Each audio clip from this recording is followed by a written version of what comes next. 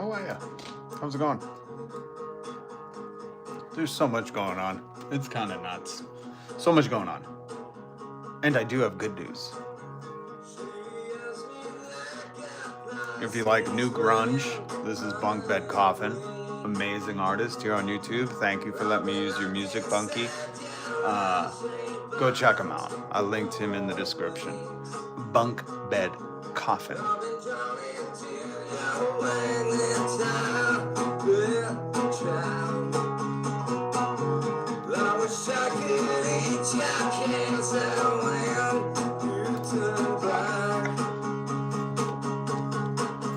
What's up, John?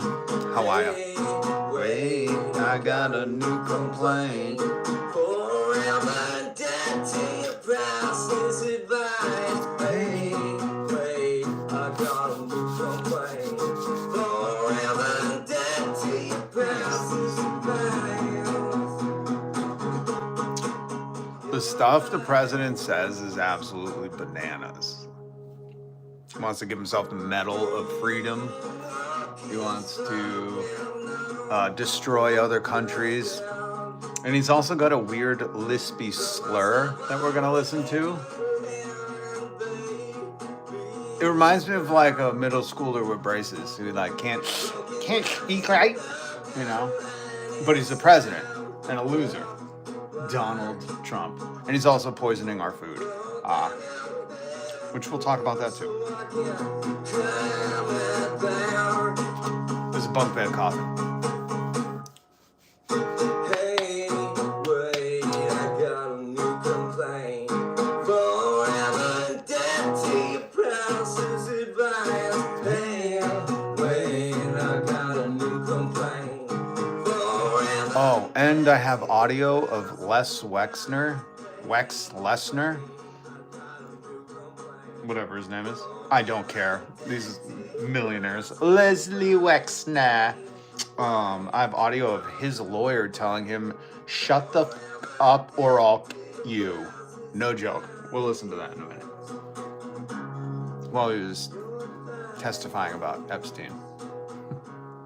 You know your client's innocent when the lawyer has to tell him, shut the f up or I'm going to you. It's not a joke. Hence, I need to play BUNKBED COFFIN's Heart-Shaped Coffin, where he says, hey, wait, I've got a new complaint. The Epstein class is ruling the world with no fight. Hey, wait, we should hold these guys accountable. Why is everyone making a mockery out of our system? Oh, that's right, because the wealthy and the elites built it for them, so they don't have to play by the rules, but if you dare steal bread, you'll go to prison. I can't wait for the person to get into the comments saying, you don't go to prison for stealing bread, you go to jail. Shut up, you're missing the point. What's up, Edward Stevelson? Sir Jan, hello, America. So tariffs gone, but new tariffs. We're going to talk about it. We're going to talk about it. The tariffs ruled illegal. You know, my favorite part of the tariff ruling, if you've read any of this, and depending where you get your sources, I like to scavenge the internet. I'm like a hyena of the internet. We are the hyenas of the internet. That's what we are here. We scavenge in all different sorts of lands and tundras and habitats. And as an hyena of the internet, I was reading this one thing. You know what? I'll just bring it up. Because I was getting some free articles. We could jump right into it. By the way, I'd like to say congrats to anybody getting married today. I don't know if that's you and your people, but congrats, and I love you, and I'm so happy for you. Did you guys see this? We found voter fraud by an immigrant before we get to the tariff stuff, because this tariff stuff's going to affect you, because you're not getting a refund, but the corporations are. Maybe, you know. Down the line. They already got tax breaks. They don't need the money. But we did find voter fraud, folks. We did find voter fraud. Thank God we found it. and it was by an immigrant. So MAGA should be livid. Their little red hat should be popping up with the steam coming out of their head, right? Right? That's how this works, right? We found the voter fraud by an immigrant, and this is the one immigrant you can call illegal. Proof is in his brother ratted him out. That's right, Kimball Musk ratted those turd burglars out. They realized that we were illegal immigrants. That is Kimball Musk. I didn't even play the full clip. In the full clip, Elon's like, hey, ixnay on the legal A, immigrant A. And they're basically like, we shouldn't be saying that. This is a filmed event. We are on stage. And Kimball's like, no, man, we were. We came here on a student visa. Neither of us finished school, so we're illegal immigrants. You know, the thing that they're claiming to want to deport people for? Yeah, that's Elon Musk. So now that you know the backstory, and his own brother, this is Kimball's stupid-ass name. One of the dumbest names. What do you call him, Kim? What do you call him, Kim? What do you call Kimball? Do you call him Bull? I don't know. Elon and Kimball? God damn, go back to South Africa, please. Only people I'm okay with telling to go back to Africa. Kimball, Elon, Errol, May, Musk. That's it. That's the only time it's appropriate to use it, when you're talking about these fraudulent immigrants. They realized that we were illegal immigrants. Legalized comedy. Thank you, Elon. Thank you. We did. We did here in America. It's called the First Amendment, where you can joke about shit. Yeah, so we found the voter fraud by immigrants. Let's see if MAGA's got to the chat yet. Deirdre King. Deirdre. DEI Dre King. I don't know how you pronounce your name. Deport the illegal voter, 100%. Like the stream to spite a MAGA cultist, everyone. Thank you, Stepos. Yeah. By the way, I'm Rob. Welcome to the live stream. I do commentary, satire, entertainment, and whatever's left to legally do in America before we're all subject to the monarch of capitalism. Until then, and until everything's computer, which it will be soon. You know, I keep reading these articles, or actually, I don't read them. I just see the headlines. Workers are scared of AI taking over. And I'm like, what workers tell you they're scared of that shit? Let's welcome it. As soon as you got to understand, the ruling Epstein elites, they want you to be scared of stuff. So as soon as they're like, yeah, AI is going to take your jobs, and you go, awesome, what time do I go home? They're going to think twice. Number one, because they know AI can't do anything unless humans taught them first. So they need you. Number two, what are they going to do? Not pay AI? Who's going to buy their shit? You know what I mean? Like, we're the ones that have to keep this economy going. That's why it's a simple solution of pay people more. And guess what? Shit gets better. It's very simple. I know MAGA likes to overthink it. And they're like, no, it has to do with color of skin or legal residency. Which in that case, I would say, MAGA, we found fraud by in. I wish she put illegal. I love Melanie. She's amazing on Twitter, but just put illegal on there, you know, because that's the only appropriate time to use it when talking about Elon Musk. They don't need all humans to run AI. No, you missed what I said. I said they need humans to teach AI. AI isn't generating its own thoughts. It's using stuff from the internet that humans put there. So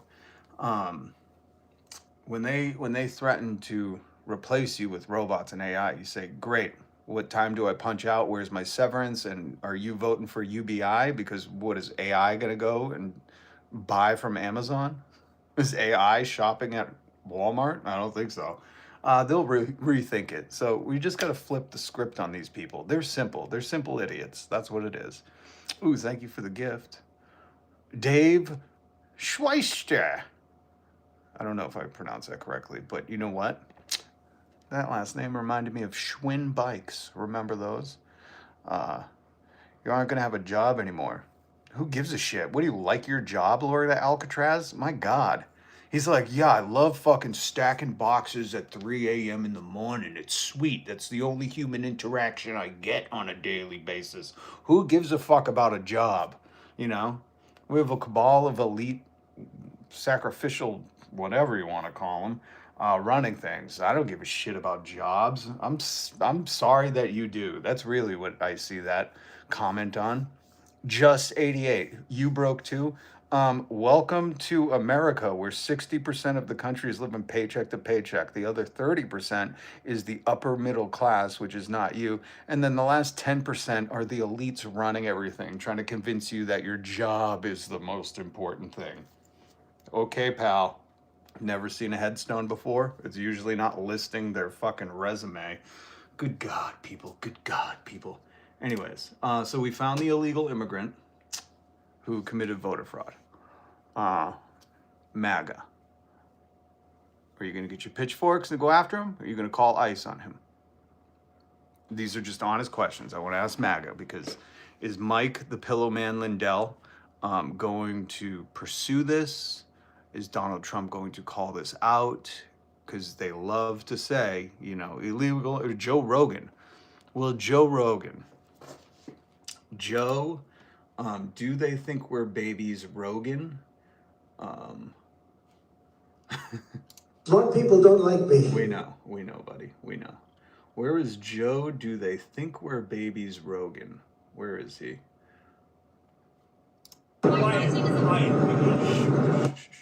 Joe, do they think we're babies, Rogan? Do you think we're babies? Yes. Your brain's cooked. Enigmas never age. Have you noticed that? And Jeffrey, as a matter of fact, it was clear to me the last time I saw you. The funny thing is Joe Rogan loves to talk about these cities. These cities are bringing in all these illegal immigrants to vote. You know, that's like Joe Rogan's hub of fucking core listenership. They're like, yeah, man, they're flying them in on the Lolita Express, dude. And that's it. That's all who's voting. You know, that's Joe's obsession. There's no proof behind it. There's really nothing to back it up. We saw Mike Lindell go broke. If you don't know Mike Lindell, he used to be the crackhead pillow guy. And Mike Lindell has been fighting this for what, 5, 6 years, 20, 30, 40, 50, 100, 150 years. You know, Mike Lindell was around during the Revolutionary War days going, the election's rigged. And everyone's like, what? We haven't had an election. And he has fought that tooth and nail with every pillow penny he has. Every penny of pillow penny he has. Mike Lindell has fought it. And guess what happened? He got sued for defamation, lost those lawsuits, and is broke now. Mike Lindell is broke. I think he's trying to run for government now. But that went nowhere, right? So Joe Rogan, I hope this transmission gets to you. Maybe if I talk about aliens, you'll acknowledge it, because we know you're not talking about the Epstein files. Joe, voter fraud by an immigrant. Elon Musk broke the law, and he'll receive a letter. He's going to receive a letter. Naughty Elon. Why doesn't everybody try to break this law then? See if we all just get letters, you know? Let's just test the theory that there's a two-tiered structured justice system here, one for all of us, and then another one for Elon. And let's see who else gets letters.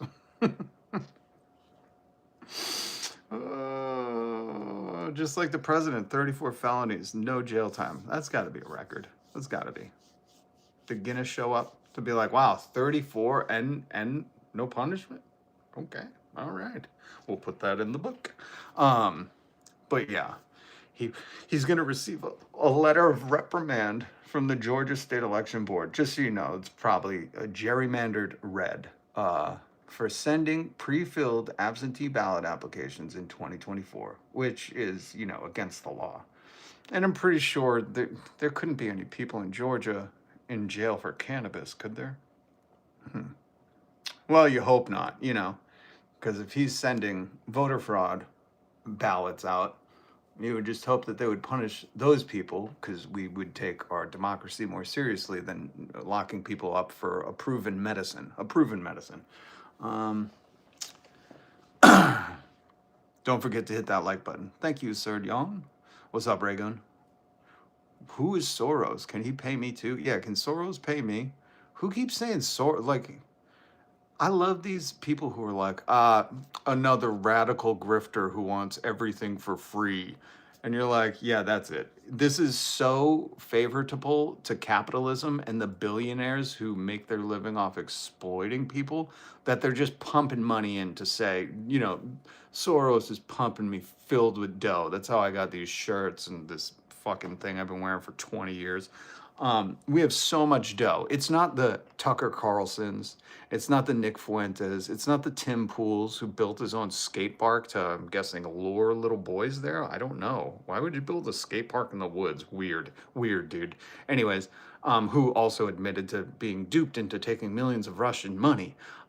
No, it's not those people that have the really fancy studios like Ben Chapino, who was started by Fracking Brothers. It's not those people who are dressed to the nines to convey a certain image to you that have these beautifully amassed studios. Because what else could it be? Their parents rich? Well, maybe that too.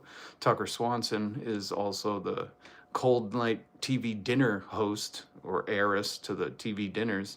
Jessica Waters, who's on Fox News, is the heir to Home and Garden. So they are heiresses too.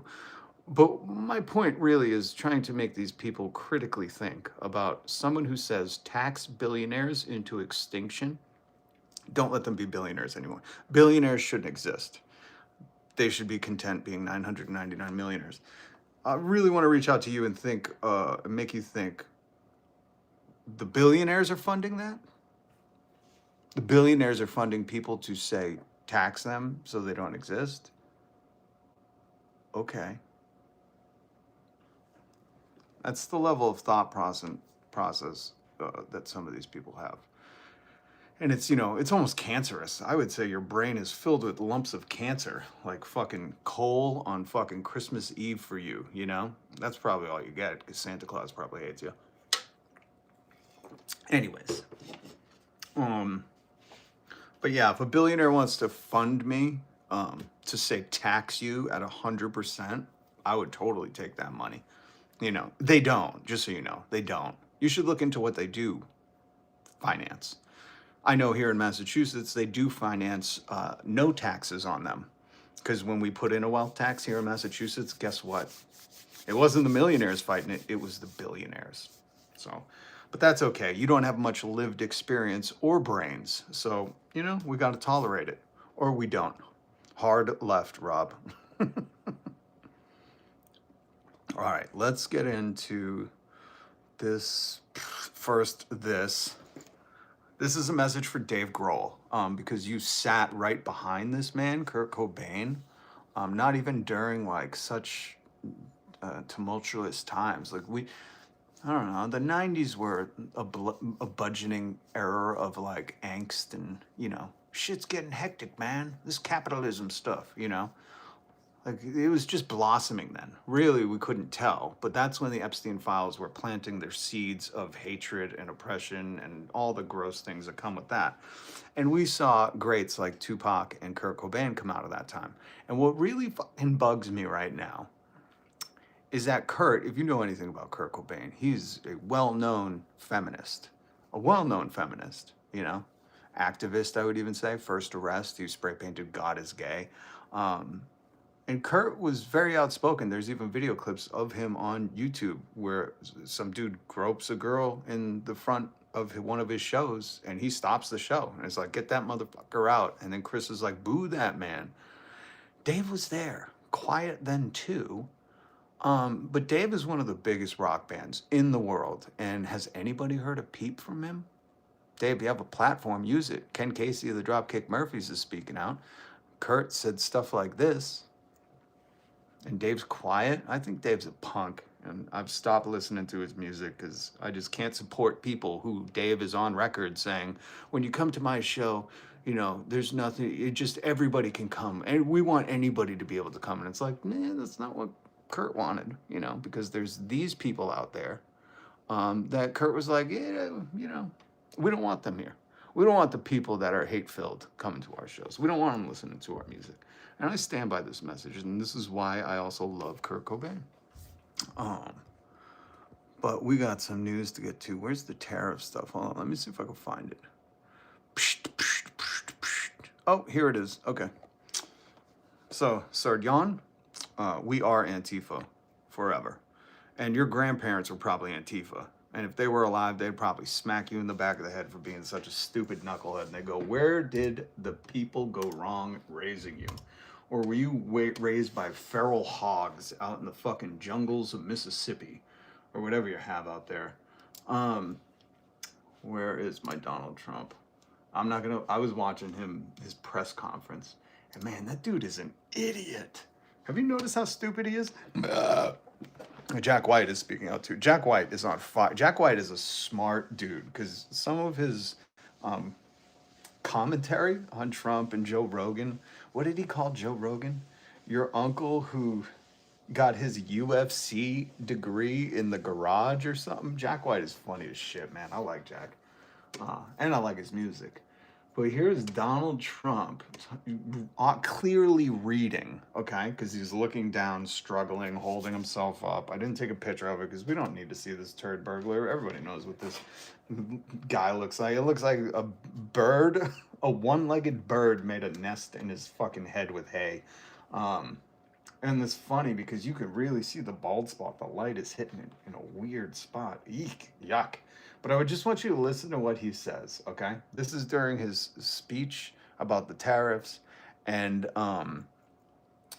Howard Lutnick, a verified liar, an Epstein neighbor, an Epstein Island visitor.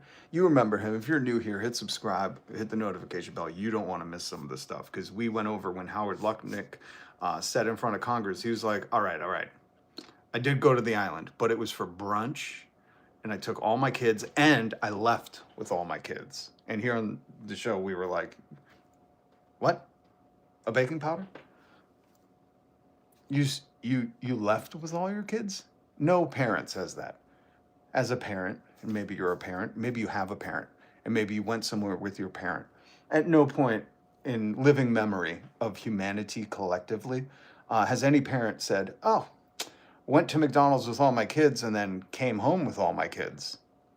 It's very suspect. I'm waiting for JCS, Jimmy Can't Swim, the criminology people, to make a video about this because this is something you go, ooh, let's zero in on that and investigate.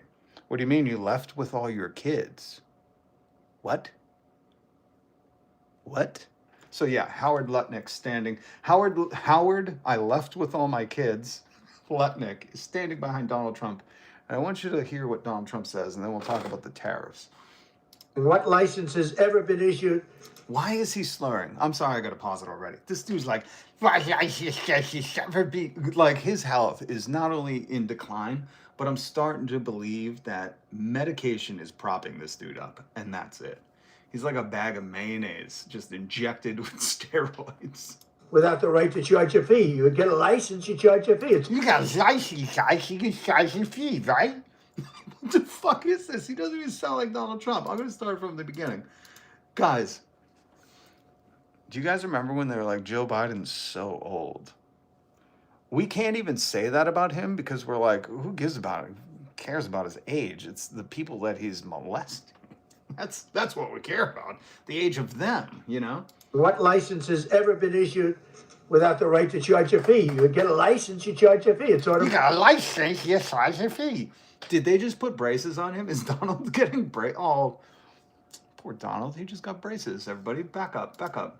License has ever been issued without the right to charge a fee. You would get a license, you charge a fee. It's automatic, but not. Hey, Steve, making fun of people. I'm gonna put you in timeout for 24 hours. Only because if you're gonna be that stupid of a maggot, MAGATS, and go, oh, making fun of people, what a leftist. I just want to remind you of Donald Trump. Now the poor guy, you got to see this guy. Oh, I don't know what I said. I don't remember. From 2015, okay? Just want to remind you of that, okay? So what I say to you, Steve, is quiet, piggy. Don't fucking come in here playing like, oh, the Republicans and Donald Trump go high. No, you don't. Nobody buy into that bullshit, okay? Is everybody listening to me? When they start going, oh, you're making fun of people. Yeah, that's the only thing that catches your attention. That's it. You voted for a man who made a career off mocking people. And not like his equals or anyone tougher than him. Look at how he talks about Putin. Look at how he talks about Epstein. Look at how he talks about Prince Andrew being exonerated or being arrested. Let's play this clip. Steve, I hope you're still here. Andrew, arrested by the police there, related to something with Jeffrey Epstein. Do you think people in this country at some point, associates of Jeffrey Epstein, will wind up in handcuffs too? Well, I'm the expert in a way because I've been totally exonerated. That's very nice. So I can actually speak about it very nicely. I think it's a shame. So do you notice that when he's talking about people who, are on his level, he's like, it's a shame Prince Andrew was arrested. That's what he said. It's a shame. Most of us yesterday, when we found out, we looked at the, hold on, let me pull up the picture. Let me make sure everybody can see what it looks like. When we saw this picture, we all relished in it. I said, relish in this, folks. This isn't seen often. It's almost never seen in America. You never see the American royalty, the CEOs, the presidents, have accountability. Never. So this is like something that working class people, that's you go to work every day, can enjoy. That's what I mean by relish it. Enjoy it. Laugh at it. Ha, look at how fat your fucking neck is, loser, Randy Andy. Enjoy it. He's already been caught and released. It's a catch and release program with all elites. Enjoy this. But Donald Trump, when he heard about this, he said, it's a shame. Exonerated. That's very nice. So I can actually speak about it very nicely. I think it's a shame. You think it's a shame? Is this kind of like when they were like, Ghislaine Maxwell is going to prison? He's like, I wish her well. So I just want to remind you that when maggots or these Republicans or liberals or Democrats go, look, a leftist making fun of people. Yeah, we are. I have no fucking sympathies and no empathies for the elites of the world who use their power to oppress and abuse people. I've none. None. You know who I won't make fun of? You know who I have respect for and empathy for? The victims, the people speaking out, the survivors, the oppressed, the working class, the people trying to afford egg, the people hoping that their healthcare costs don't make them sell their house. I have empathy for those people. We'll still tease them from time to time because, a good joke's a good joke. But with these people, ruthlessly fucking shame them into fucking hiding because they're not going to prison. But it's just funny when a maggot, M-A-G-A-T-S, comes in here thinking like they're going to say, oh, making fun of people again. Bitch, you made your whole political career, you, Joe Rogan, and Andrew Schultz, about like, oh, isn't it funny you were making fun of Hillary? Oh, isn't that funny you said quiet piggy? Oh, isn't that so funny you made fun of that handicap reporter? You picked on the most vulnerable, marginalized people. That's all you do. You can't stand toe-to-toe with someone fucking in your weight class or above, just like Donald Trump. When it's somebody in his fucking wealth class, he's like, oh, it's a goddamn shame. It's a goddamn shame that they arrested Randy Andy. He was known in the hood for being the greatest of the great pervs. It's a shame. Just like when his good friend Ghislaine went to prison. I wish her well. He hasn't wished one child that's been locked up on his orders into ICE detention facilities, into these, labor camps or death camps or whatever you want to call them. He hasn't wished any of them well. He doesn't even let them talk to a doctor. But you want to come in here playing like you're the high and mighty now? I don't tolerate it. Get the fuck out. If Andrew's charged with high treason, he could potentially be jailed for life. Neck Ticket 852. I don't know what that name means, but he was charged with public office misconduct, which also carries a life prison, or a life in prison sentence. And just so everybody's clear, because there's morons in my comments being like, you don't know what you're talking about. I do. I've read about this. I've watched many videos about it, and I've tried to decipher it. I know it's difficult, but the reason they found out about him sending Epstein paperwork Just so everybody's clear. So you can take this information too when someone goes, has nothing to do with the Epstein files. No, it strictly does.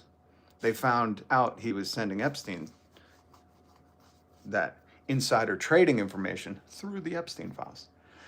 Just the elite cabal is not going to charge him with, the proper crimes, as they say in England. The proper crimes, you damn nonce. They're not going to do that. And when I make the parallels to how in America, Donald Trump's calling it a shame, what that should alert you to is that it ain't happening here, folks. He's going to protect them. Donald Trump can protect them. He has hired lackeys and loyalty goons in the Department of Justice. So they don't serve the public and they don't go by the law. They do what Donald Trump wants. And if Donald Trump thinks it's a shame, it'd be a shame to live on one day, ain't it a shame? Oh, that's a Kurt Cobain song. Be a shame to go fishing on a Sunday, ain't it a shame? Everybody should listen to that. That was a good song. Very nice. So I can actually speak about it very nicely. I think it's a shame. I think it's very sad. He thinks it's a shame. It's very sad that Randy Andy got locked up It's so bad for the one night. royal family. It's very, very sad to me. It's very, very sad to me. He's like, the UK police can't come across the pond, right? Right? That's why it's very sad to him. He's like, it's very sad to see my very rich and powerful friends be held accountable. It's a terrible thing. It is just absolutely heartbreaking. Do you guys want to hear how China's reporting? I heard this last week or 2 weeks ago. I forget when. But it's interesting how China reports on the news. He takes the veto side. He does. Donald Trump said it's a shame. It's very, very sad to him that Randy Andy got arrested. They can't be any clearer, Like, this is what still baffles me about the Celtic Soul. What's up? Celtic Soul, what's up? He looks so much like his daddy. Not enough, though. You know what I mean? You know what I mean? Like, not enough like his dad now. Not enough. You know what I mean? Like his dad now. You know what I mean? Anyways, but he does. You're right. That photo of his dad. Yeah, no, UK cops can't enforce their laws here. Mel, how do you explain satire to somebody? How do you explain you're joking?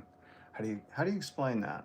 It's okay, Mel. It's okay. That one right over your head. But thanks. Yeah, I understand. Okay. Here's China reporting on the Epstein files. This is brilliant. Epstein files are out, millions of pages, thousands of videos in order from Congress. And what have we learned? But Democrats accuse the Attorney General of a cover-up. The Attorney General calls it. But we're satirizing him because he's saying it's very sad. And then we're pretending like he, is worried. He thinks he's king of the world. That's why you got to watch Hassan. If you don't, Hassan broke it down so simply. He said, how do you not understand that capitalism has built a monarchy that is more powerful than an actual monarchy?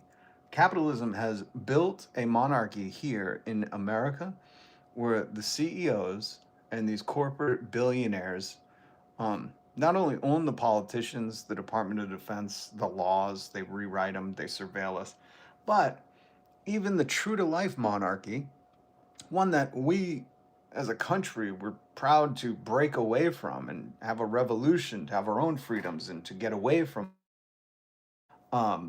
Even the OG monarchy is holding their people like aesthetically accountable. I don't know how to explain it because it was a catch and release. He's already out of prison. He's already back in Sandringham, Buckingham, Horse Ridington, Child Touchington Place. I think that's the whole name of it. If you're proper English, I think it's Sandringham, Horse Ridington, Child Touchington Place. I believe that's the estate they sent him to. I could be wrong, though. Here's China reporting on the Epstein files. The senior congressman, a washed-up loser lawyer, victims sit in the room watching their accusers' names blacked out, or their own names, their photographs, their suffering are leaked to the public. Welcome to accountability, Western style. For years, the Western elites, the Western men, have stood on what they call the moral high ground. They lecture other countries on human rights, on fair courts, on the worth of every person. They send diplomats to lecture former colonies about the rule of law, as if that law were a custom-made suit only for a rich man. Files have become a political punching bag. The Trump camp makes it about the Clintons. The Democrats make it about the Republicans. The Attorney General accuses the committee of drama, and the committee accuses the Attorney General of running a cover-up. Meanwhile, the law Congress passes clearly states that names cannot be blacked out just to avoid embarrassment, harm to reputation, or political discomfort. So, how did the Department of Justice manage to black out the powerful and expose the victims? So here's the uncomfortable truth the West does not want to face. The Epstein archive is not just one file on one criminal. It is a CT scan of the whole system, the courts, the banks, the politicians, even some academic institutions. Notice he didn't say the workers. Notice how they didn't reference you and I, because we're not in it. You know what I mean? You know what I mean? I gotta say, this is a pretty accurate description. We'll let him go on for another minute, because I love this shit. I mean, China's speaking truth to power right now. That's kind of remarkable. Not evil in some movie sense, silent partners in real world sense. Silent through doing nothing, through convenient forgetfulness. Convenient forgetfulness. Powerful. Through the quiet belief that some men are too powerful to ever be brought down. And yet these... Too big to try, right? This sounds like a dystopian video game intro. It kind of does, right? I feel like we're going into Call of Duty, you know, Epstein warfare right now. And this is the intro. This is the intro to... This is the intro to GTA Epstein Island. Are you ready? These same institutions continue to grade the rest of the world on human rights, continue to issue report cards on judicial reform, continue to act as if they're the world's moral judge. The lease on that high ground has run out. It ran out in Florida courthouse in 2008. It ran out on the private Caribbean island with the Harvard professor as a guest. It ran out this month on the live television when a victim had to watch her abuser's name being blacked out while her own name staying in plain sight. The Western elites wanted to be judged by their good intentions. Unfortunately for them, the Epstein files contain only the facts. Oh, the... Hot. That was a hot fucking take, man. That was a hot take.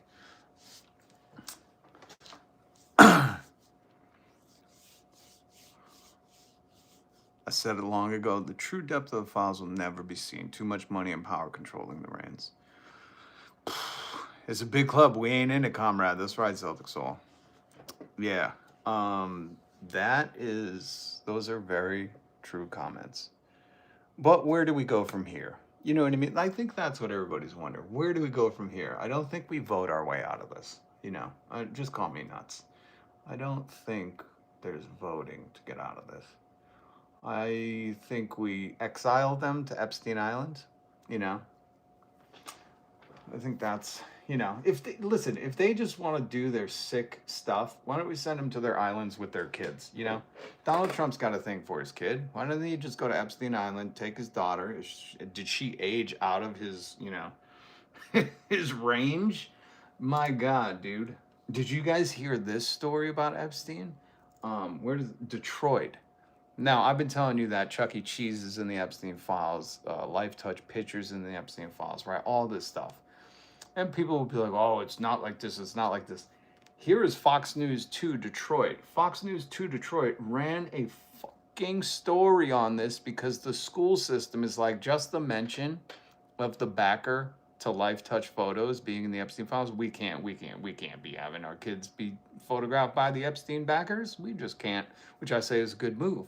But like, this is how deep it goes. You thought you were safe. Turns out those kids' photos, we don't know what they're being used for. And like Mel said, we'll never know the depth of it because Donald Trump is hiding the files and hiding the worst of the worst. Take class pictures of students. This comes after the district put the current photography company Lifetouch on hold due to possible connections with the Epstein files. Let's get live to Fox News' Dave Spencer in Dearborn. I'd just like to say it's not possible connections. It's not possible. That's cutie, dude. Tonight with more on what parents have to say. Dave. Yeah, there's a lot to unpack here, Roop, but for the most part, parents I spoke with say they're happy. Hold on, I gotta address Celtic soul.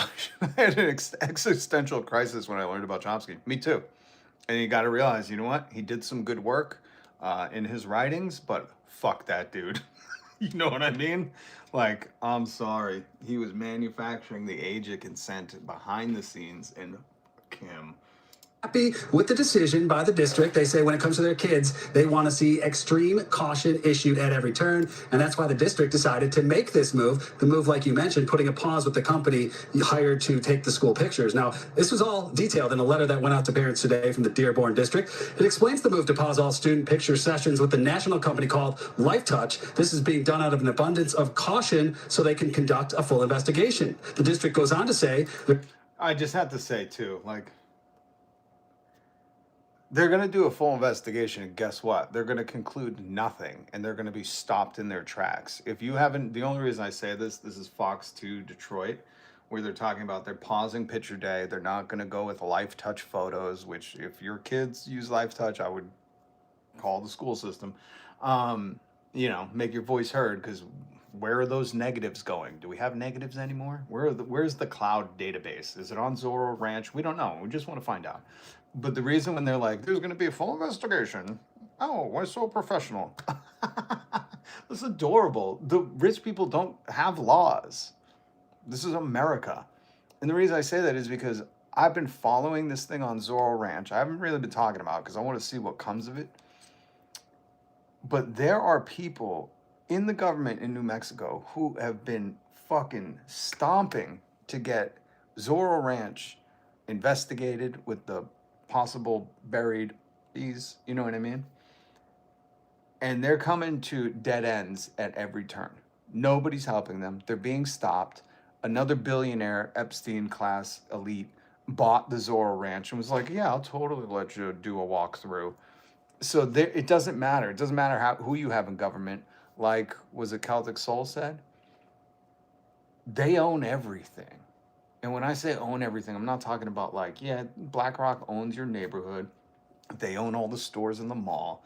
They own the people that photograph your kids for school, you know. But what I'm talking about is like they own the government. They own the files. They look at what they did. They redacted the names of the co-conspirators and held and released the names of the victims. That was on purpose. They could say, ooh, whoops, made a mistake. But they did it on purpose because they knew there were psycho maggots that would see the victims and attack them. They did that on purpose, without a doubt. Prove me wrong. Let me set up my Steven Crowder table. Prove me wrong. They didn't redact the victims' names on purpose. You know what I mean? It's simple. So when Fox News Detroit is like, hey man, we're stopping these perverts from taking pictures of our kids because we're doing an investigation. It's like, where do you think that's going to go? You have the little leaked info on the Epstein files, and it's going to go nowhere else. And there's nothing else you could do. Unless the parents or the community step in and say, you bring them back and we're all pulling our kids out of school, that's the only action we could take right now. Community action is the only action. That's why I say we need to expand the laws of citizens arresting people. And then, well, none of these rich people live near any of us, but you know what I mean? Like if we expand those laws and we can do citizens arrests on allegations of things, not just witnessing a felony, then I think we could, you know, we could get some justice, you know, tribunals or whatever. Citizens juries. Wait, we already have those. Citizen tribunal. We're working it out. We're brainstorming.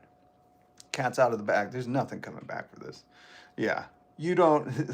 That reminds me of a great quote. When institutions fail, you don't reform them, you replace them. And that's terrifying. There are so many citizens in America that think they have a sunk cost fallacy to this system. Well, it's just the way it is. Well, we just got to get our health care for $1 billion a year and die earlier and get denied by AI. And it's like, why? Who said that? Who tricked you into thinking like this is the shit we got to tolerate? Who's tricked you into that? That's why I'm here. Welcome, I'm Rob. Hit subscribe, hit the notification bell. I'm here to deprogram you and help educate you into the ways of not fucking thinking inside the box. That's really all it is. I don't subscribe to any of this shit, you know? I'm not a sovereign citizen. I'm not one of those, but I'm just like, you know, my great, I don't know how many greats, granddaddy died in 1775 fighting fucking tyrants, you know, and he believed in something. That's why he died for the cause. And then my cousin John Brown believed in something too, and the state strung him up, let him swing. But I just feel it in my blood. I'm on a mission from God, and I'm here to teach you that we don't have to accept this bullshit. We have to come together and agree on that first. So this is laying the groundwork, and then we go on. Well, let's hear about this adorable investigation into the Epstein files. Right, I'm sure you're going to get much farther than the FBI. Remember, the FBI, Todd Blanche, and here, they made a song about it. And here's the good news. I promised you good news at the beginning. Okay? Is Manny here? I don't know if Manny's here. But I have some good news, okay? It's a smidgen of good news. And it's even when you really hear what the good news is, you're like, that's not really good news. It's just, you know, it's just decent. It's something to suffice for right now. You know the song, How Is the Dow? They released the full version. They fucking did it. Shimoyo and the Gregory Brothers released in entirety, and I will play it for you now. World premiere, world star. Hold on, let me get a sound effect for this.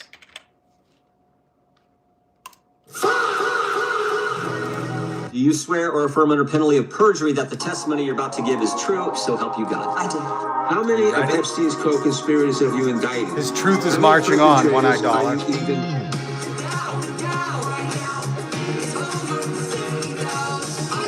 One Vision, what's up?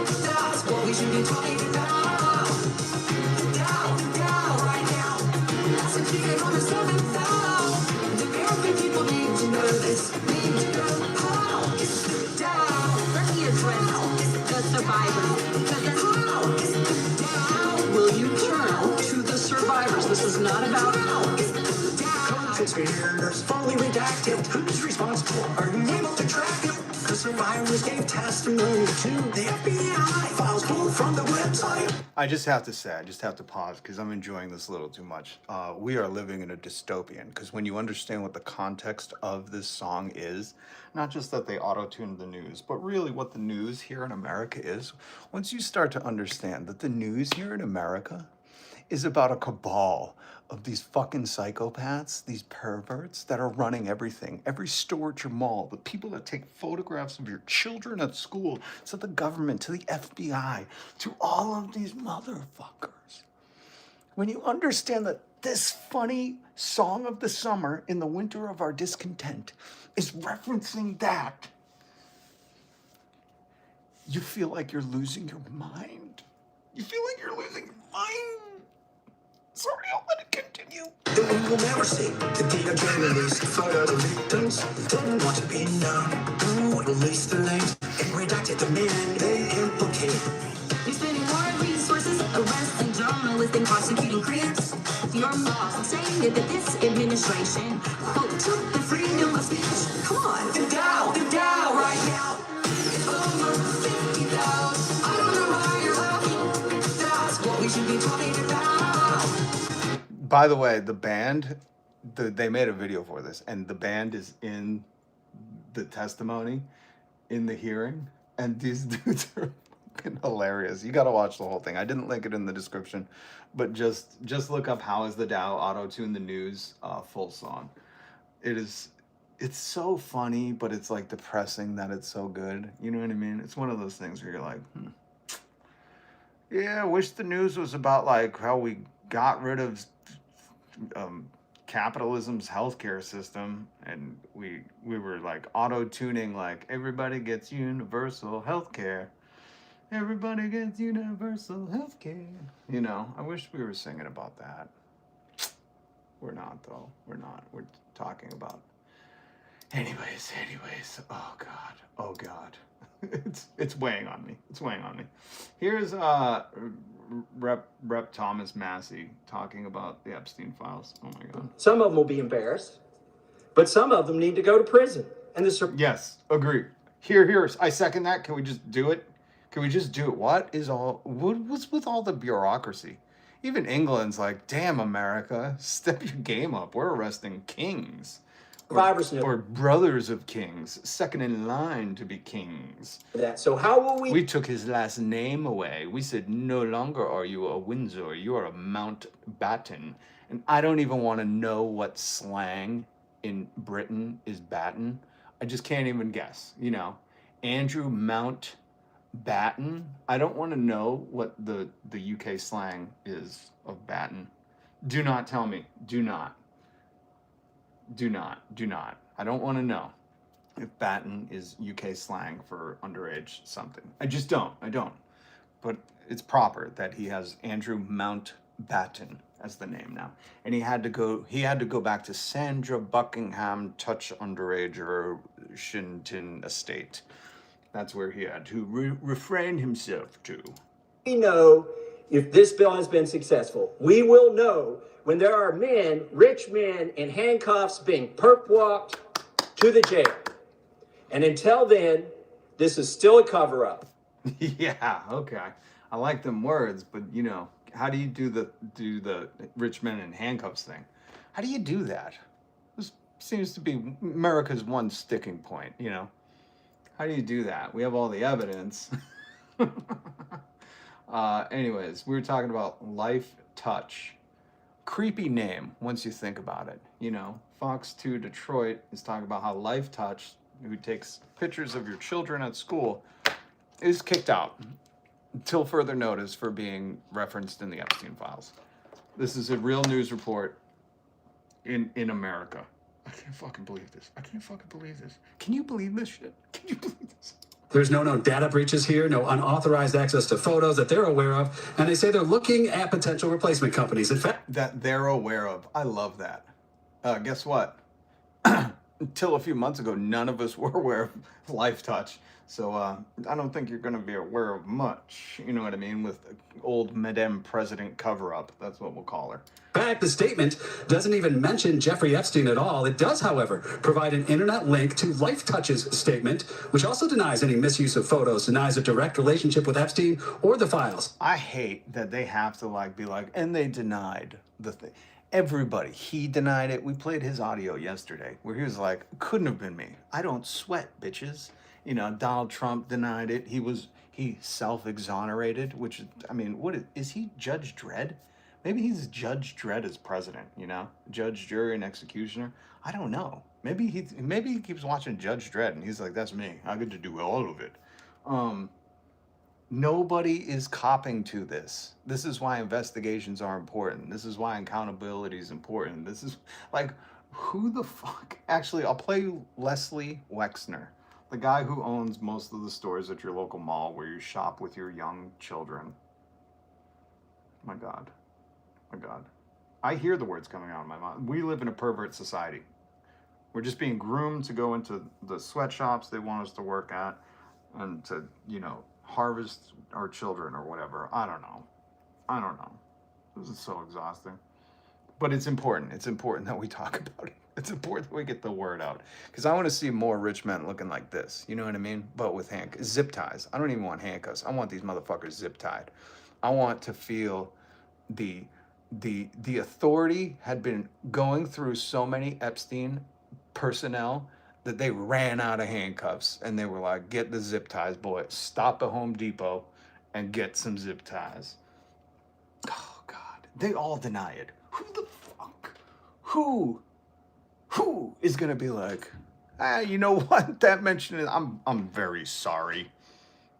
I was up to no good in the 90s. You know what I mean? Like, none of them are going to be saying that shit. However, a link between a one-time investor in Life Touch and the Epstein files has been uncovered. That person is Leon Black, a billionaire who used to run a company called Apollo Global Management, who, according to the AP, invested in Life Touch at one time until 2021 and... Oh, only until 2021. I love how they're like, only until a short 5 years ago. More like 4, but you know what I mean? Only until 4 years ago. Oh, that's reassuring. Leon Black is a very, very rich and wealthy dude. We're hoping he looks like this soon. Unless he's under the ground. I don't know. I don't have a preference. Here is Leslie Wexner. I want to look up. Yeah, here he is. Former CEO of Victoria's Secret. But what else? What else? Bath and Body Works. Principal in. He has been the principal in Abercrombie and Fitch. I don't think they have a principal. What is it, a pervert school? Victoria's Secret, La Senza. What else? Oh, he's got kids. Shame the fuck out of them too. Sarah, David, Harry. What else does he own? Ohio State University Board of Trustees. He's on that. I would take that down real quick, Ohio State. Actually, Ohio seems like a dirty ass motherfucking, criminal enterprise of a state. All right, let's get to Leslie Wexner. And I want you to listen closely. When you hear somebody whispering, that's his lawyer leaning over into his ear saying what I'll clarify for you in a second. Done personal work for the Rothschild family in France. Well, specifically, I talked to Ellie de Rothschild, since I mentioned that earlier. So he represented their whole family. So there have been a whole bunch of people. Most of them I never would have met, but I knew Ellie. He would say, like, I'm providing financial advice to the founders of Google. I'm providing financial advice to Jeff Bezos.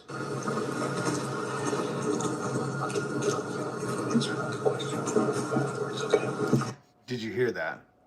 He said, I will f***ing you if you answer another question with more than 5 words. I'll rewind it.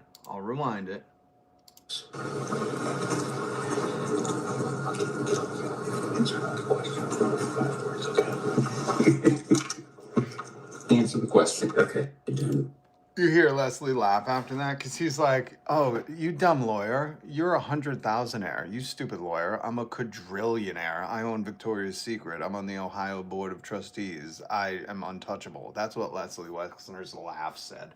I want you to listen to his laugh, this evil fucking laugh after his lawyer. Again, it's a whisper, but amazing enough, he wasn't like, can we excuse ourselves for a second, Your Holiness, or whoever they're testifying in front of, excuse me, Miss Pope, I would just fucking disname everybody.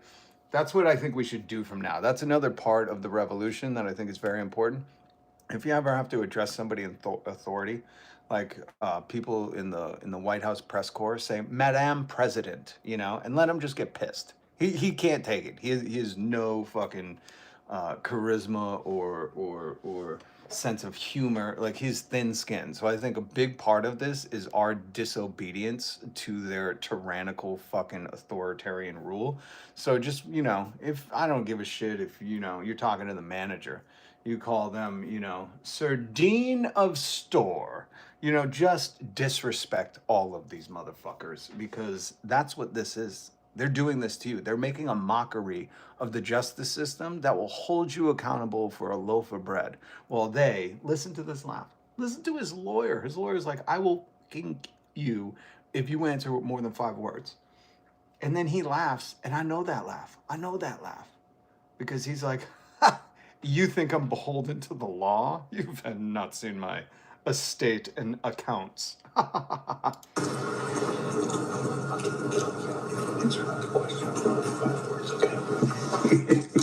You hear the laugh? Oh, goddamn. That made me mad, seeing his face and laugh. He's like, I'm walking out of here a free bird.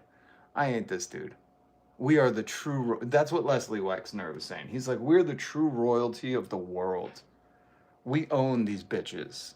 He's got nothing on me. They took his last name. They made him a Mountbatten, which, again, I don't know if my friends from across the pond can tell me what batten is in UK slang. I'm hoping it's not something gross, but Mountbatten? Interesting. Yeah, that's what they think of you guys. That's what they think of you. I'm sorry to be the one to break it to you. Actually, I'm not sorry. I'm not sorry. I'm glad I could share that with you. You know.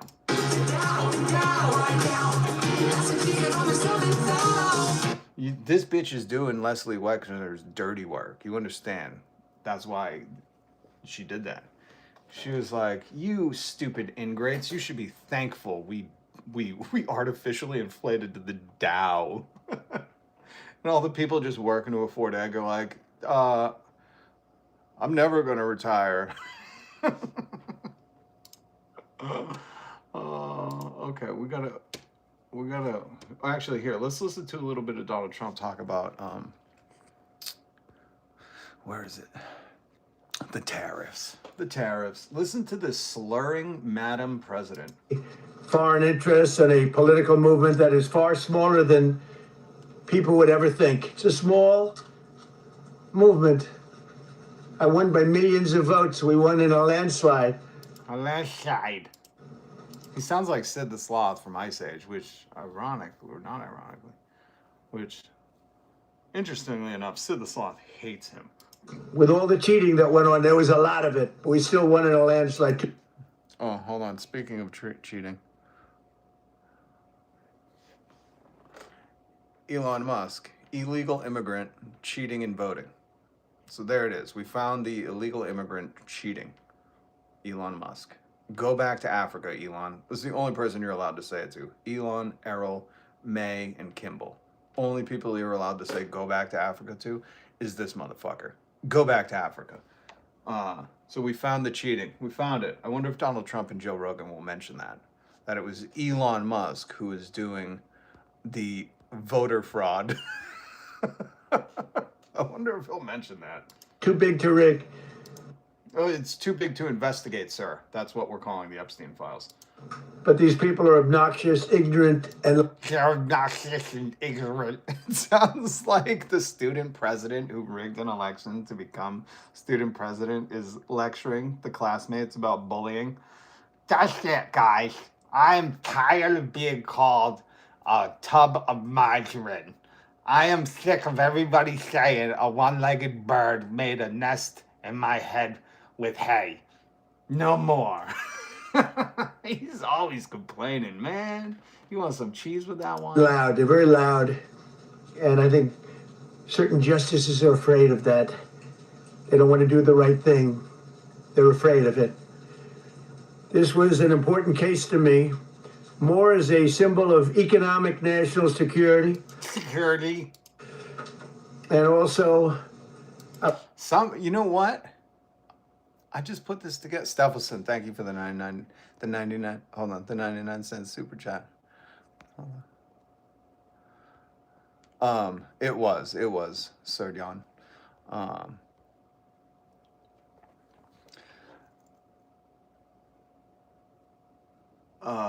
Oh man, what was I gonna say? I don't remember. Let's keep listening. I would say, just for our country itself, so important, because we're doing so well as a country. We've never done so well. Are you doing so well? Really? Who is... This is... These people live in a bubble. These people live in a bubble. You know, they don't live in your neighborhood. They all live next to Jeff Epstein. They're all... That's the other funny thing. It's like, how big was Jeff Epstein's neighborhood? I keep hearing more people being like, I lived 2 doors down from him. I never went to the island. And then the files come out and they're like, okay, I went to the island once. It was lunch. And I brought my kids and I brought all my kids home. You hear me? All of my kids home. That's a real story by Howard Lutnick. But these people live in a bubble. They're like, everything's fine, dude. Everything, we made an 80-year mortgage. What more do you want? God, you fucking poor people. The good news is that there are... hold on. The good news is what? Methods, practices, statutes, and authorities as recognized by the entire court in this terrible decision, and also as recognized by Congress, which they refer to, that are even stronger than the IEEPA tariffs available to me as President of the United States. And in actuality, I was very modest in my ask of other countries and businesses because I wanted to do, and it's very important, I wanted to be very well behaved because I wanted to do anything, I didn't want to do anything that would affect the decision of the court. Because I understand the court. I understand how. Terrific. You understand it. Listen to him saying, hold on, where's the other thing? Oh, where'd it go? Oh, man. Did I lose it? All right. We'll keep going. They're very easily swayed. I want to be a good boy. This dude has the most perverted language. I have very effectively utilized tariffs over the past year to make America great again. Is that why your biggest donor in Ohio is sending his plant to China? Is that why we've lost so many jobs? Is that why we have record job losses? Is that America great? I think that's the thing that they tricked MAGA about. When they said make America great, that made make the billionaires even richer. Make billionaires into trillionaires. They were like, that's great to us. Oh, working people? No, we don't give a fuck about you.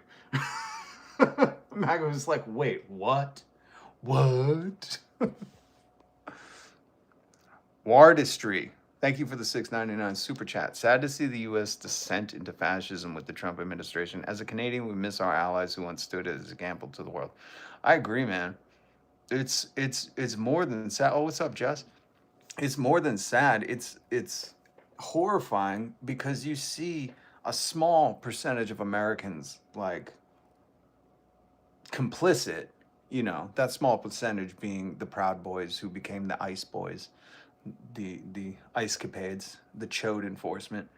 And that's, again, remember when Donald Trump was debating Biden and he said, Proud Boys, stand back and stand by. This was the moment, you know? He was like, stand by. I'll give you all good government jobs. I'll rip you off, but it is still be a government job. And it's even sadder because a lot of people think that, like, you're going to vote your way out of this. But what they don't understand is the institution is rotten. You know, like we have a rotten institution. It's not about the people in America because you see more people protesting and speaking out or doing something than this small minority of ingrates that either, oh, it's too upsetting or are complicit in it. And if you're silent, you're complicit in it. But the only way to take our country back is through action. Power is not going to concede itself. These people aren't going to hold themselves accountable. You know what I mean? We're not... Where's the photo? Hold on. And we're going to get to the tariffs. We're not going to, you know, all of a sudden become a monarchy again and hold king's brothers accountable. It ain't happening, you know? Just know your history. That's a thing I say a lot. I should make a fucking t-shirt. It says, know your history. Because if you know your history, when the first time when we had a king, when we were just a British colony of America, the king wasn't like, all right, guys, you guys can just go be your thing and we're good. That's not how it happened, okay? Long drawn out 8 years of not how it happened. And this too, man. You know, this is a horrifying situation. Us Americans have to look in the mirror, wake up every morning, look in the mirror. Not like that. Well, maybe some of us might have that guillotine smile. You know, we might look in the mirror and be like, God, this is a horrifying reality. And I think that's the thing that a lot of people are struggling to digest. That, like, you don't just vote for the other fucking corporate team here, you know. The other corporate team that, by the way, has gone along with a lot of this shit or just did lip service, you know, Hakeem Jeffries, Chuck Schumer, Nancy Pelosi. Fuck those people, man. They've done nothing in their long storied career of public service. And we think now voting for them, they're going to turn around and hold any of these crooks accountable? No, they're not. So we're at the dawn of a new era, you know? And now is the time of monsters. But the good thing is, I believe there's a lot of good people out there across the world, Canadians, Mexicans, Venezuelans, UKadians, the Irish. I think there's a ton of people that, want to see a movement for and by the people where these people are not only held accountable, you know, no matter what the news tells you. I was watching the lady that did the interview with him. I was watching her being like, this is a horrible day. It's not a day you jump up and down. And I was like, bitch, this is a day you jump up and down. This is the day where you celebrate for the survivors. When this dude gets arrested, just seeing that look on his face, that's why I said cherish that. Because we're not going to get it in America. We're not going to see these elites cuffed and stuffed and zip tied like they're doing to children, fucking American citizens and veterans. We're not going to see that day unless we make that day possible. How does that happen? I don't know. Unity and community. That's what we're doing here. So join up, hit subscribe, hit the notification bell. There's a lot of work to be done, but let me just tell you this. These elites are well organized. This cabal of elites, the Epstein class, are well organized. And they have all of each other's backs. They all have each other's backs. You have to understand that. They don't see the world, and this is what's so frustrating to me with MAGA. This is like the most frustrating, and thank you, Wardesty, or W. Hardesty. I don't know how to pronounce some of the names. I'm so sorry, but thank you for the super chat. I really do appreciate it. I'm supported by viewers like you. That's it. Like my last video, I knew it wasn't going to get monetized, but I'm just bringing you the news. That's a horrifying thing about commenting and making fun of the news today, is that the people in power are so heinous that the news reports are like, you can't avoid it. You have to talk about this, but they want you to be quiet, right? So I'm supported by you, so thank you. But these elites, this is the hold on. As a Native American, Native Minnesotan, fuck ICE.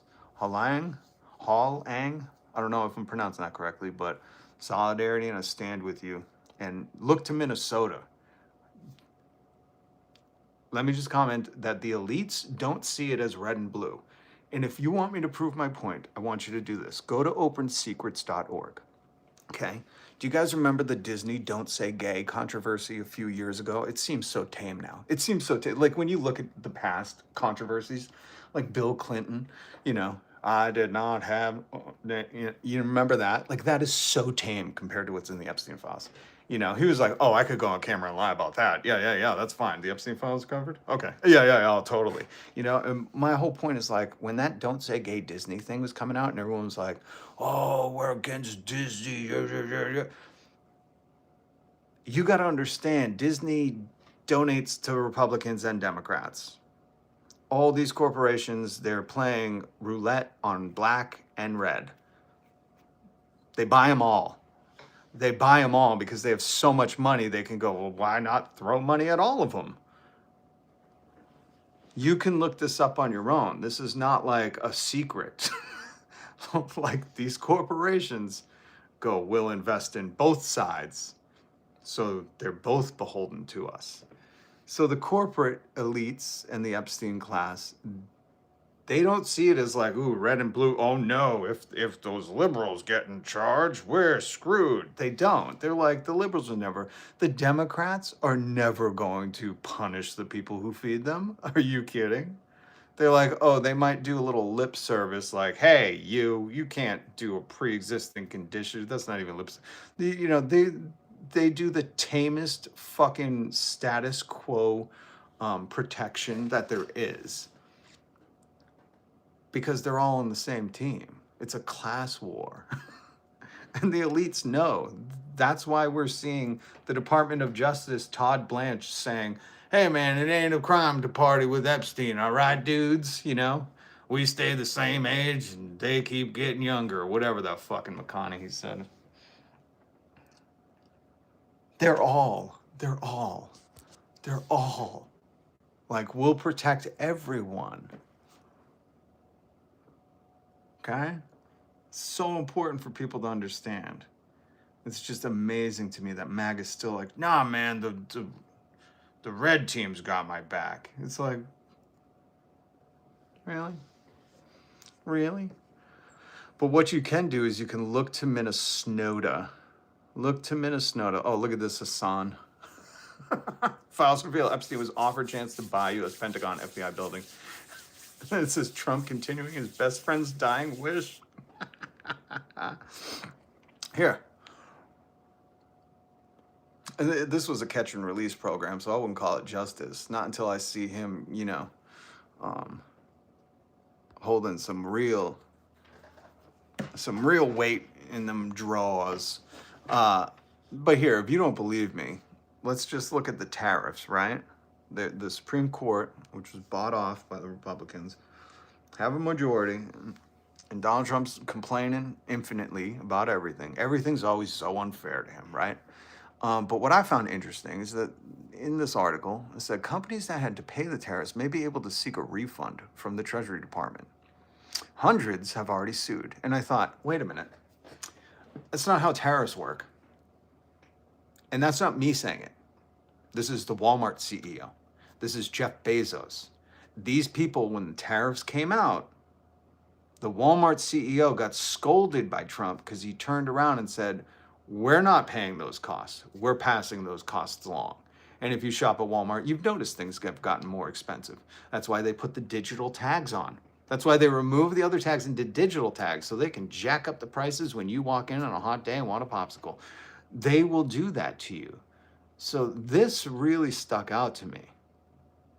That companies are suing to get their money back that they passed along to us, that their CEOs told us that they were passing along to us.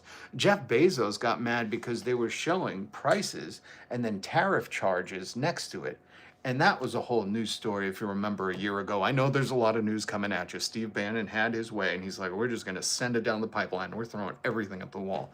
But I implore you to try to recall these certain instances. Because then this stuff, you start to go, how the fuck are the companies going to get a refund on something they didn't pay? And when you consider Donald Trump was saying, ooh, we're going to give tariff checks to everyone. Well, here's a great opportunity, Donald. If instead of having that money to give back to the companies who they admitted they were passing along the cost to the consumer, why don't you just give us, the consumer, that? That would be the party of the working man's thing, right? Right? I'm just asking questions here, folks. I'm just saying, if these maggots, M-A-G-A-T-S, believe that Donald Trump stands for them, then he would 100% not. He would be like, I'm not giving those tariffs to the companies who said they have to pass along the cost. I'm giving it to the consumers who had to incur those costs. Right?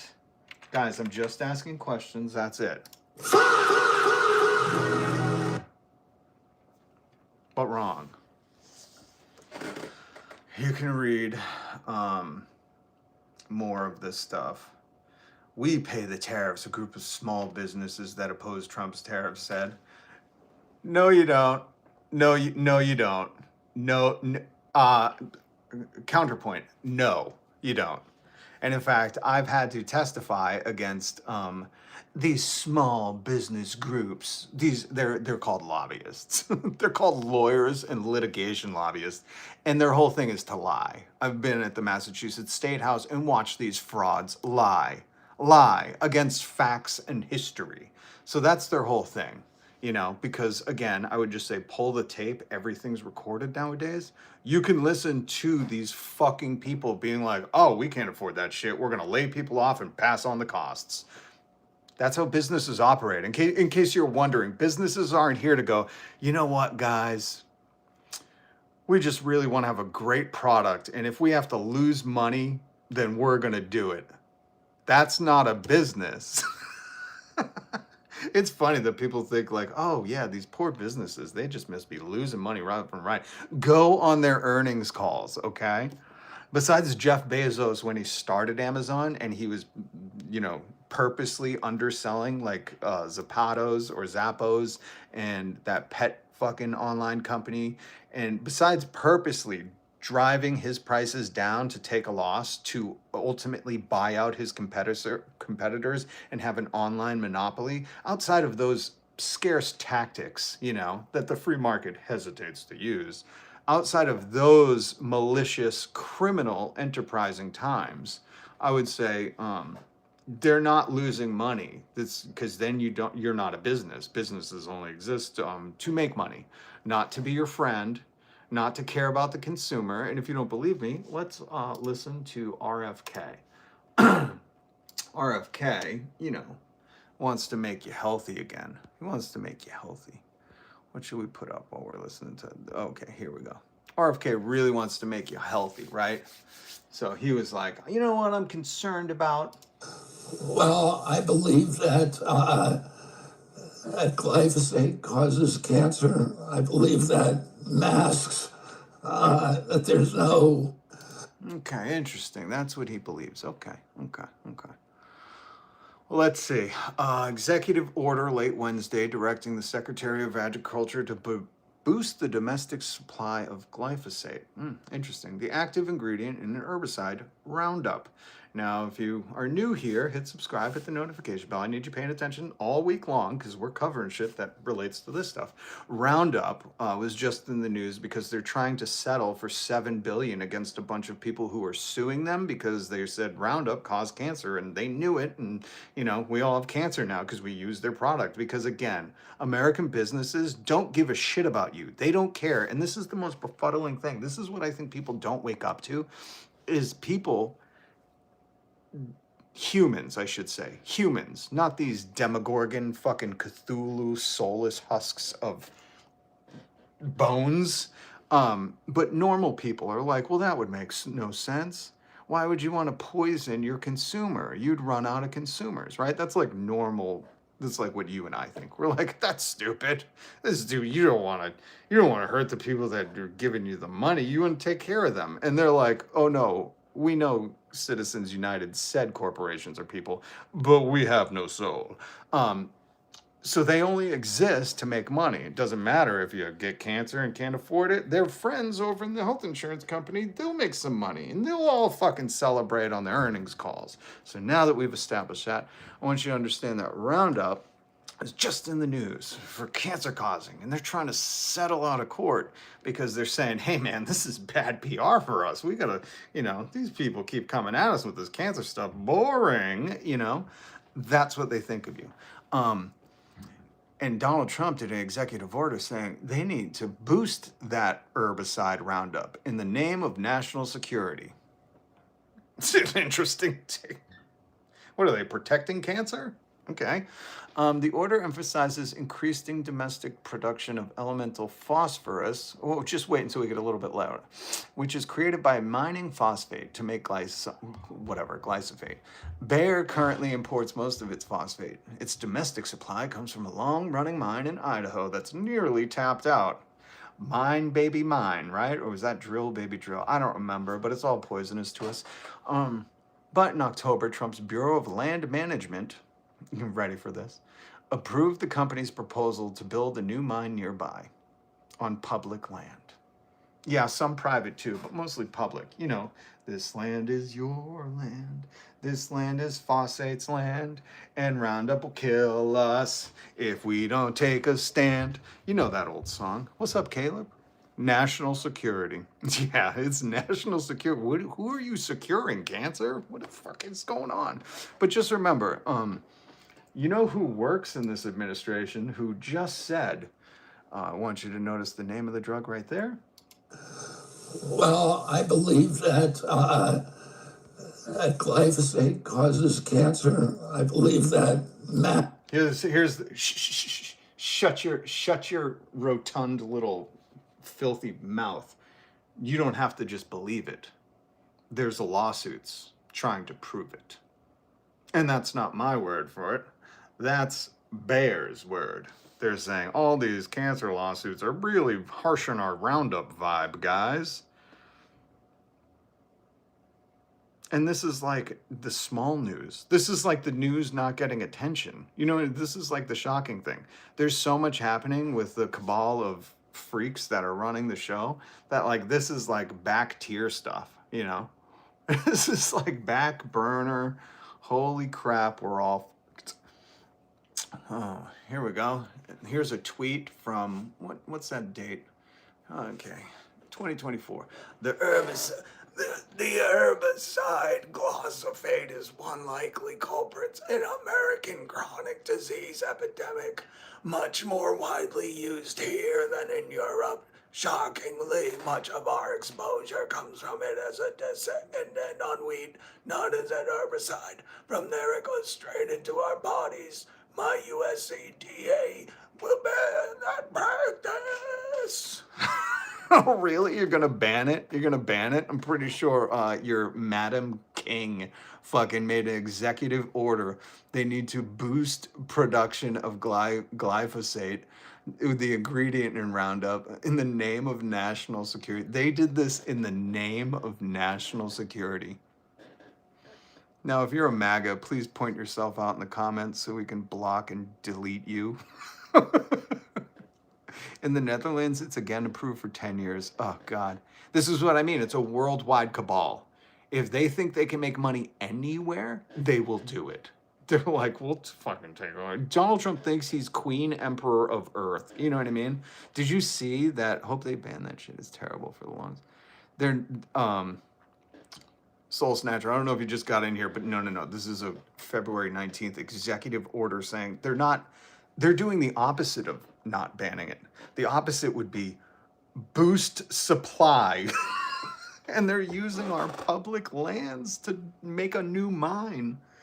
And the thing is I don't know if Idaho's a Republican-led state. I'm pretty sure Idaho is soon going, just watch. I hate doing this because this is a joke. But like I made the joke the other day that Donald Trump was going to want a Medal of Honor from the military. I made that joke the other day, and that's in the news too. We'll get to it. But I don't want to make this joke because I don't want it to come true. But Idaho, being a Republican state, is probably going to roll back child labor laws so they can send 12-year-olds into the new phosphate mine. And that's just a joke, but at this point, I don't even say jokes happily anymore because they're just all becoming true because people running this country are a fucking joke. And they just want you poisoned and sick, which, again, it doesn't make sense to you and I. This is what we're trying to wrap our minds around. We're like, well, why? We're the ones who do everything. Because it's beyond, humanity. This is just greed and lust greed and hog snarfing. There's no proper word for it. It's just the most disgusting of the disgusting. And there are some people in America who did genuinely vote for this. They're like, oh yeah, I hate everybody. Oh, God, fuck. So yeah, just be careful. If you live in Idaho, don't send your kids to the publicly used lands that are going to be the new phosphate mine because, they won't make it past the age of 16. At that point, just give them a pack of butts and a little hard hat and send them in there. I don't know. Republicans want their kids to work, so maybe maybe we can stop the next generation of being this stupid. I don't know. I would say use public lands for schools and housing, but what do fucking I know? Fuck, Agent Orange. That's a good name for him. Agent Orange. That's literally after this one. I used to think these clowns were going to help us. Hold on. Isn't it interesting? Travis, say more. If the children yearn for the mines, they must also yearn for the streets. Interesting. You used to think these clowns... What was your turning point, Travis? I'm very curious. What happened that you were like, oh, they're not on my side? I need to know. What was the point for you? Please, if you will share. What's up, Dusty? Zen, good to see you guys. Would you let Trump babysit your children? Pfft, are you kidding? I wouldn't let Donald Trump babysit his own children. You heard him talk about his daughter? Get out of here. What's up, Nanu? Good to see you. Was once a supporter of Trump, but now I'm not on either. More shaded. Again, I'll ask you the same thing Travis did, only because I'm fascinated. Public lands are for the public, that's for sure. That's 100% guaranteed. They're trying to sell them to corporations, so next time you want to go to the Grand Canyon, there will be a drone bot fucking there to take your ticket and put a chip in your brain and say, you have 30 minutes, and if you don't leave, you get shocked, and we just leave you on the ground, and you just go, oh, it's scattered with bodies. This is interesting. And fucking Boston Dynamics robots are all guarding the place. They're like, we're trying to mine the Grand Canyon. Anyways, I'm sorry to go off my tirade.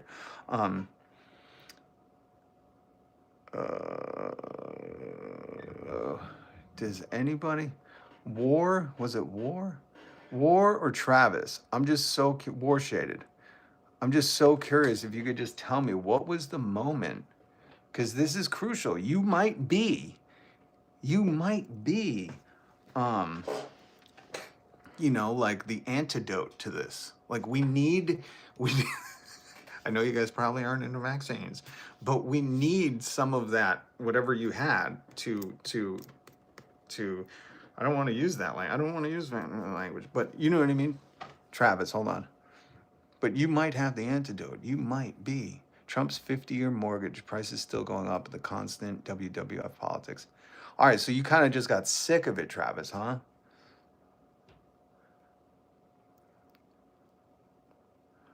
That's why Europe hasn't had astronomical rises in childhood and young adult cancers, infertility, birth rates, GM. Yeah, way too much to the list. Travis says yes. So this is so fascinating. So Travis, you did, and I'm guessing you voted for Trump probably 3 or maybe even 4 times. Sorry, bad joke. I want you to be honest. I really want to know. But you just say that it was the 50-year mortgage. When did that? That was like what, 3 months ago? Prices still going up, and they still will. And the constant WWF politics. And now I know how old you are because you said WWF, not WWE. So you're about my age. And nothing positive seems to be honestly happening. That's a very, I feel like that's a very genuine take. And I commend you for sharing that with me. Thank you. Oh God, I really want to ask more. I want to know can you just tell me what sold you? What made you think Trump was going to represent you? I'm so curious on this. Hold on, War Shaded and Travis both, and be fucking kind to them. I do not want to scare these people off because you, War Shaded and Travis, you guys are important. You guys are like the first one to get sick and then heal yourself. You got the zombie bite and you're like, guys, it's been 10 minutes. I'm not a zombie. And everyone's like, oh shit, get some of his blood. Everybody inject his shit. So you guys are vital to this, man. Hold on, War Shaded. Oh, well, it was a slow fade, I guess. I really started to look into this when the last info dropped about SNAP and how it would not affect those with special needs. It did big time. More. Hold on. What's up, Travis Murphy? Nunya. I love the United States. I served in the military. I love my country, but I don't like what's happening now in the U.S. Nor should you. We're run by a cabal of PDF files that will not hold anybody accountable, and that's not my words. That is the Justice Department telling you that and lying to you about it. I don't want to miss if they say any more. But War Shaded or Travis, I'm just curious on what was Trump's like, got to go back to work. Much love. Okay, Travis, I appreciate it. I appreciate the little bit of time you gave me. I'm just so curious because I hope you hit subscribe and join us again because listen, shit's not going to get better until we all collectively are like, all right, we've had enough, and whether that's everybody out in the streets or what, these people aren't ceding power. If anything, they're spelling it out very clearly, very fucking clear. Like these people are like, no, we're not going to investigate. And Todd Blanche, I just have to pull up Todd Blanche. I have to fucking do this because you guys have to hear. Because it can't be from me. Because this is the thing. MAGA doesn't believe it, or people don't believe it when it's from me. But when it is from Donald Trump's criminal attorney, who's now second in command at the Department of Justice, and I explained to you that, hold on, that these dudes are, where is Todd? You know what? Fuck it. I'm going to just find it. When I explained to you that they're saying out loud on camera, well, what was her name? Laura Ingraham or some dumb bitch name? God, I hate her. That's the other thing. As soon as the leftists take over, we're unplugging. Do you see how Donald Trump's using FCC to silence Colbert and Kimmel and all the network? The whole cancel culture party of Republicans are like, oh, you're trying to cancel us. And then they're using the FCC to take Jimmy Kimmel off the air, Stephen Colbert off the air. I'll just call them all different Kimmels. Seth Kimmel, Stephen Kimmel, whatever. They're all kind of the same, jokester. They're your grandparents' jokesters. They're fun for the whole family. They make making fun of PDF files good for the family. But But I say, when the people take charge, we use the FCC to fucking shut Fox News off. It's run by Rupert Murdoch, a billionaire from Australia, who is just like a divisive gossip queen. And these people are rubbish. Wait, Todd Blanche. No. Wow, he's doing a lot of Laura Ingraham. No. I want Todd Blanche, Epstein files, Laura Ingraham. Damn, why is this dude all over Laura Ingraham? This kind of unholy alliance. The minute that a victim or their lawyer reached out to us since Friday, we immediately dealt with it and pulled it down, and we're continuing to do that. We knew that there would be mistakes. You knew that there would be mistakes, and you still released it. This is what I mean. The level of incompetence of these fucking fruitcakes. By the way, just so you know, we found out there is voter fraud. It was by Elon Musk, illegal immigrant Elon Musk, okay? Just want to be very clear on that. He is an illegal immigrant. He's the only one you can say go back to Africa to. Him, Kimball, Errol, and May Musk. They're the ones you can say go back to Africa to. I know some of you MAGA are chomping at the bit to do that, and you didn't think, ooh, that skin color? I don't know. Try it. It will feel good with this one, okay? Tell him to go back to fucking Africa. He's the only one you're allowed to say that to, all right? But Todd Blanche here is admitting he's the number 2 at the Justice Department, right underneath Pam Blondy, okay? Right underneath that dumb bitch. And that's the only appropriate way to address somebody who tells you, how is the Dow when you're talking about the Epsteins? You say, excuse me, dumb bitch. Because, you know, if you're going to act accordingly, then, you know, we're just going to give you the title. But this is Todd Blanche going, we knew we were going to have some mistakes, and we just released them anyways. You were already breaking the law, Todd. Why don't you just wait until you're not going to make mistakes? Call me crazy, but then again, I'm not second in command of the Justice Department. My Christ, we are run by fucking criminals. This is a criminal enterprise. And literally, he was Donald Trump's criminal attorney. Now, I want to get to the part where he's like, hey guys, it ain't cool to jive on people partying with Epstein. They were just sipping some Zimas. It's like, is this fucking real life? What is going on right now? So incredibly dishonest to the American people because the other narrative doesn't work. Raskin is about as reliable as some of the people we saw on camera at the rallies. Is there any chance that any of these individuals and made billions who partied with Epstein and engaged in relations with minors will be prosecuted? Any chance? I'll never say no, and we will always investigate any evidence of misconduct. But as you know, it is not a crime to party with Mr. Epstein, and so as. Okay, we gotta pause because there's many lies in there. I'll never say no, but they didn't interview any of the survivors per Pam Blondy during the hearing. He also then said they don't. What did he say? They don't have anything to investigate. But as you know, it is not a crime to chance. I'll never say no, and we will always investigate any evidence of misconduct. Any evidence of misconduct. The day I played this audio for you, I also had his other official press conference in front of the White House stuff, not on Fox News, where he said the only thing we didn't release are photos of death, abuse, and he didn't say misconduct, but let's use that tame word to summarize all of the things.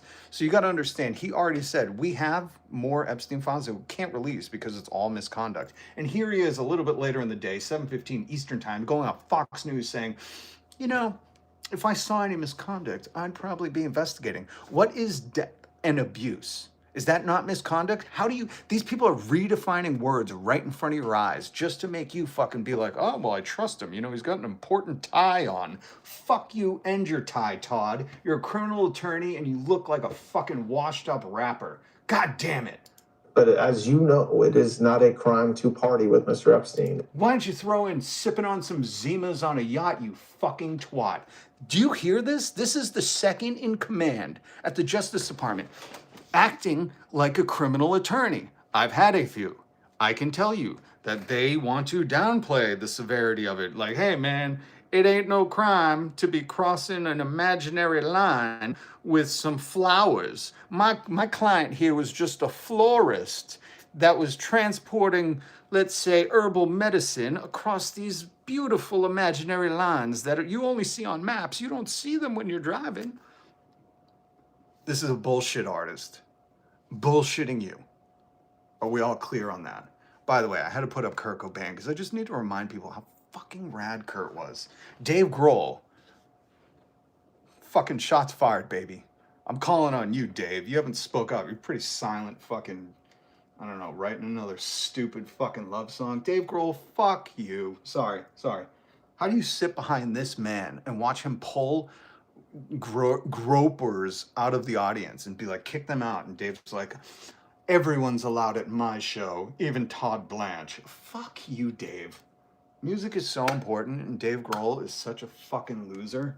And I never thought I'd say that in my life. I'll tell you, when my dad passed away, Dave Grohl's fucking double-sided album got me through it. And now I'll never listen to it again because he's such a fucking loser. Forgive me for my language. I'm just doing presidential talk, okay? Forgive me. I'm just quiet, piggy.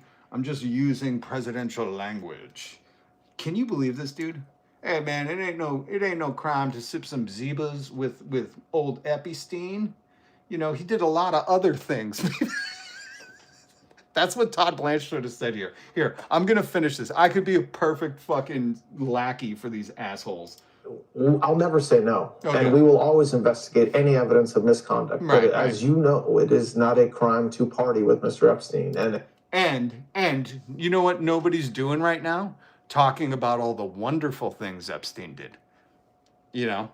He brushed his teeth 4 times a day. You should see. You know how he had that dentist chair on that island that we don't want to talk about anything else for? You know why? He hated cavities. Yeah. And you don't see the news covering that story. Fucking assholes. Anyways, you have a follow-up? And so as horrible as it's not a crime to email with Mr. Epstein. Oh, it isn't? Oh, it isn't? It's not a crime to email with? What if you're asking about torture? You know? It isn't? That's not a crime? Okay. You try that with your friends and see if the FBI and Palantir come to your house, okay? I want you to try that at home. Because that's what the deputy, sorry, I call him secretary. Secretary Attorney General. Hold Pam's calls, you dumb bitch. And some of these men may have done horrible things. Why do you say may have done horrible things? You're not investigating. Why would you say that? Slanderous. This is a joke. This is the Justice Department. I want everyone to understand. This is not me. This is the Justice Department. The number 2 secretary. You're a dumb bitch secretary. I hope you fucking swing, baby. And if we have evidence that allows us to prosecute them, you better believe we will. But it's also the kind of thing that the American people need to understand, that it isn't a crime to party with Mr. Epstein. It isn't a crime to have Didn't look like that's all that was going on some of. I can't believe Laura Ingraham is the voice of reason right now. She is an absolute trash fire of a human. And I'm not just talking about her looks. If you've ever seen her, you're like, oh my God, did she just walk out of a trash fire? But I mean, like, as her soul, you know, like her soul is trash fire. And she's like, didn't look like they were partying. And I'm pretty sure, I don't know how the law works. I'm not the secretary, deputy, fucking attorney general, but I'm pretty sure if there's a trafficking ring in your neighborhood and you just keep going over because the guy makes a good cup of tea, and you say nothing, I'm pretty sure you'd be fucking guilty. I don't know. Well, I don't work at the Justice Department, guys. I don't know. Well, those photos. I mean, if the photos could speak, some of them look pretty bad. That's right. And unfortunately, photos can't speak. But thank God you have videos, you said. You got to see the shit-eating grin on this dude's face when he's like, photos can't speak. Don't you wish they could? Thank you, Steffelson, for the 99-cent super chat. Sorry, I'm not reading the comments. That's a doozy. I feel like I just need, who said that? Tim? I feel like I need a sign that just says that's a doozy so I can just hold it up. I feel like I'm exhausted. I just need to go, that's a fucking doozy. That's a doozy. That's a doozy right now. 3 million more files they're refusing to release. But Mom, you guys are going to make me do all of the, so welcome. If you're new here, please hit subscribe. I'm Rob. I go live every weekday. I bring you this stuff so you can understand how the elite Epstein class is laughing at you. They're laughing at you while they go on the news and be like, it's not a party to have a Zima with Mr. Epstein. Whoopsie. But Todd Blanche said, hold on, Todd Blanche, he had the, what was it, the official, I don't know what you call it, conference? Yep. Oh, 35. I think right now. 35 minutes. No. Don't make me go through the whole thing. Okay, here it is. Today, I emailed CSAM or... Now listen. If I had money, my dungeon would make Jeff's look like a church. Oh, man, let me just say this. You're not welcome here, okay? You're not welcome here. If your comment is, I would be worse than them, we understand. That's why you voted for Donald Trump. You saw similarities in the way you think, in the way he treats women. And if you don't see this behind me and understand that these people are not only not welcome at a Nirvana show, fuck you, Dave Grohl, but they're not welcome here. You're just not welcome. Racists need not apply. Misogynists, racists, homophobes, anybody that is like that. You're not welcome here. You've had your run of the country. It's turned to shit. Our turn. The woke leftists are taking over and we're giving you all health care. Okay? And we're holding everybody accountable. All those Epstein class motherfuckers. But I want to remind you that while Todd Blanche was telling you, thank God those photos can't speak. Like that's all that was going on some of those photos. I mean, if the photos could speak, some of them look pretty bad. That's right. And unfortunately, photos can't speak. And so, and he starts laughing. He has such a punchable face. It's such a punchable face. And I'm a lover. I'm not a fighter. Let's be very clear, okay? I'm ordained by God. I'm on a mission by God to call out these heathens. But God sent me to love. If you know anything about Jesus, he was all about love. Unless he was chasing the capitalists out of the church and flipping over those tables. But I don't even take that side with Jesus. I'm just here to love and shine some light, little truth. But he's got a adorably punchable face. It's one of those you just want to, you know? And Todd does this real fucking creepy smirk after he says, thank God those photos can't talk, huh? You dumb bitches.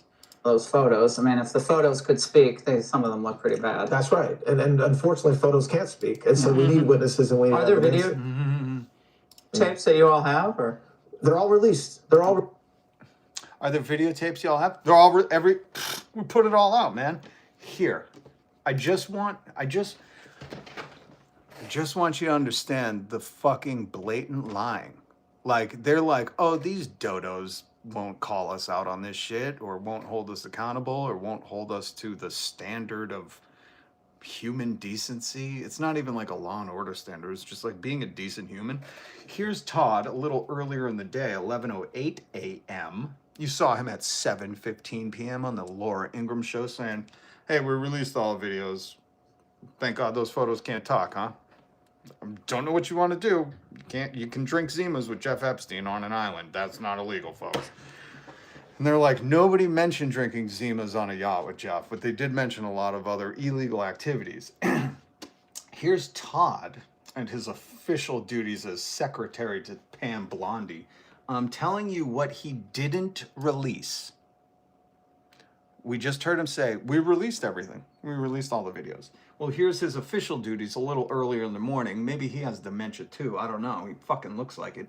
Telling you, we can't release certain things because they have certain things in them. If you could, hit subscribe, hit the notification bell, because again, I'm playing official government fucking audio and somehow YouTube's like, oh, we're going to take your money. God damn it. God damn it. These elites are just... Any depiction of would constitute a clearly unwarranted invasion of personal privacy. Any depiction of CSAM or child pornography was obviously excluded. Anything that would jeopardize an active federal investigation. And finally, anything that depicts or contain images of death, physical abuse, or injury, also not produced. Oh. I'm sorry, Todd. You said you released all the videos. I can't see his pants because he's standing behind a podium, but I would have just assumed they were on fire. I would just assume, because, you know, the old karmic saying, liar, liar, pants on fire. That makes me furious, you know, that you have to watch somebody who is the epitome of law enforcement just blatantly being like, we're breaking the law. We're doing what we want here. This ain't your game, bitches. Binary Ghost, what's up, man? Thank you for the $5 super chat. Or lady, or they, them. I don't know. This is online, and I don't ever mean any respect. I try to respect everybody that fucking treats other people like humans. Let me be real clear before MAGA jumps in and be like, oh, you don't respect those twatsies. No, we don't. My grandfather fought you guys in World War II. We're not respecting you. But Binary Ghost, good to see you. Thank you for the $5 super chat. Oh, hey, is that Kurt in the background? Who is this drummer who has become a world-beloved frontman after his death? Interesting point. Who would that be? Dave Grohl, who doesn't subscribe to this, but says, everybody can come to my shows. You can look it up for yourself. I found that out a couple years ago, and I went, that's a weird take, Dave. That's not what Kurt ever thought. Why would you say that? Why would you blaspheme Kurt's fucking legacy like that? You know? At least just be like, don't grope girls at the show, Dave. You could at least say that. You know, that's not even political. Well, I guess it is now that Republicans are like, you're allowed to do that, man. You can go hang out with Epstein at his island. It's not illegal. We've come, this isn't even like rock bottom. I don't know. We're in the 9th ring of hell, and Cthulhu is our overlord. What the fuck is going on? Thank you for the $5 super chat. I'm sorry. I'm having a hard time, guys. Can you block people in live?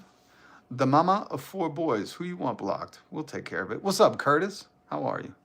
Good to see you, man. Jimmy Backhands here. You idiots think it's like right versus left thing. You look at the Drake and Josh, Theater, Thug. Hit the gym, bro. What?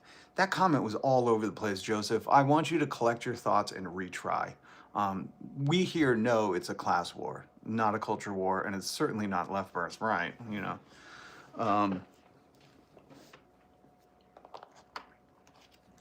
No, Republicans are saying, huh? Get help, you're online too much. Yeah, because I do a live stream every weekday here.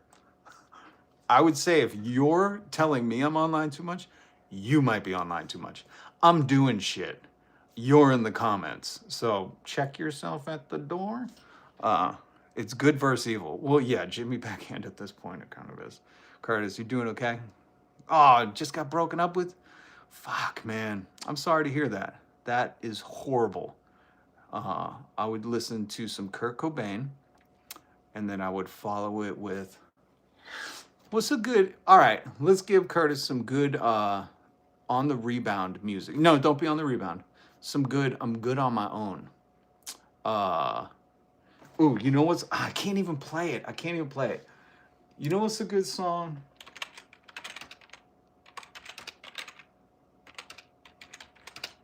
What was it? 2 or 3?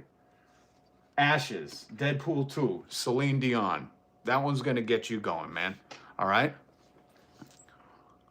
Modest Mouse, Float On. There we go. I haven't heard of Modest Mouse in forever. Good God. Hold on. Who said something about Kurt? Kurt had no issue with. If you can read that comment and then make that comment, I don't know if you know you're on par with the fucking IQ of everybody else, but it's okay. You know, we don't hate you because you're partially fucking handicapped. No spam, like and subscribe, keep it real. Thank you. Yo, for real, I mess with Kill Dill Void, great drawing music. Thank you guys for the recommendations. Because listen, Curtis, music is soothing to the soul and it can help you recover from anything. And you don't believe me? Why do you think they did this? You're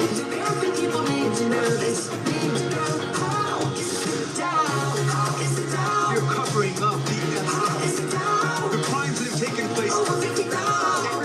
It's time. You know what I mean? Like, that was a horrifying press conference, and somehow it's the song of the summer. Oh,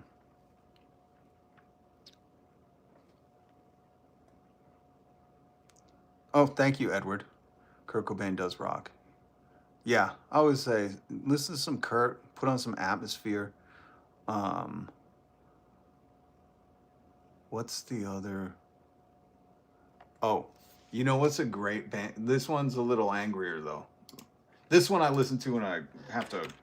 This I listen to this after I have to listen to Todd Blanche. And this band, Us Versus Them, they allowed me to use this, okay? I wrote them. They said, cool, brother. You can use our stuff in your live stream because I want to get permission first. So please go check out. Oh, come on. Just give me these guys. These guys are so good. And they just did a podcast with the People's Corps and UATE, UATE, United Against the Elites. Go check them out. I shared it in my community thing. So if you hit subscribe, hit the notification bell, you can check that out. These are guys out of LA. They only have 3. I hate that they only have 3 videos. Guys, release the full videos. We want them. But this is their song. Is it called No War But No, Frontlines. Their song Frontlines. This is Us Versus Them. If you like Rage Against the Machine, get ready. Young kids in American breadlines, billionaire criminals who never see bedtime, and they don't care who they hurt in the headlines. The fruits of our labor turning into their red wine, and they drunk off power. They begging us to go to war for them. They're cowards. It's poverty or work 70 hours. We lost civil rights with the towers. They can deny it. They keep lying. They got AI. They keep on spying. They make billions when people die. They gon' fuck around and wake a sleeping giant. It's cash for artillery. The king troops on a block from Caracas to the Philippines. Fighting back, but I think what I'm lying. We put a jet back to the no war but export. The rich and too poor. What the fuck you stand for? Fight back, it's us first. Young kids in America. Oh, hold on. Interesting. Binary Ghost, thank you for the $10 super chat. Oh, hey, by the way, I voted for Trump. The Democrat platform of everything is fine. What are you talking about? It's not good. Trump is causing chaos, and there is an opportunity in chaos. Things got revealed. That's fascinating. And I'll say the Democratic platform, I've had this discussion many a times with people close to me.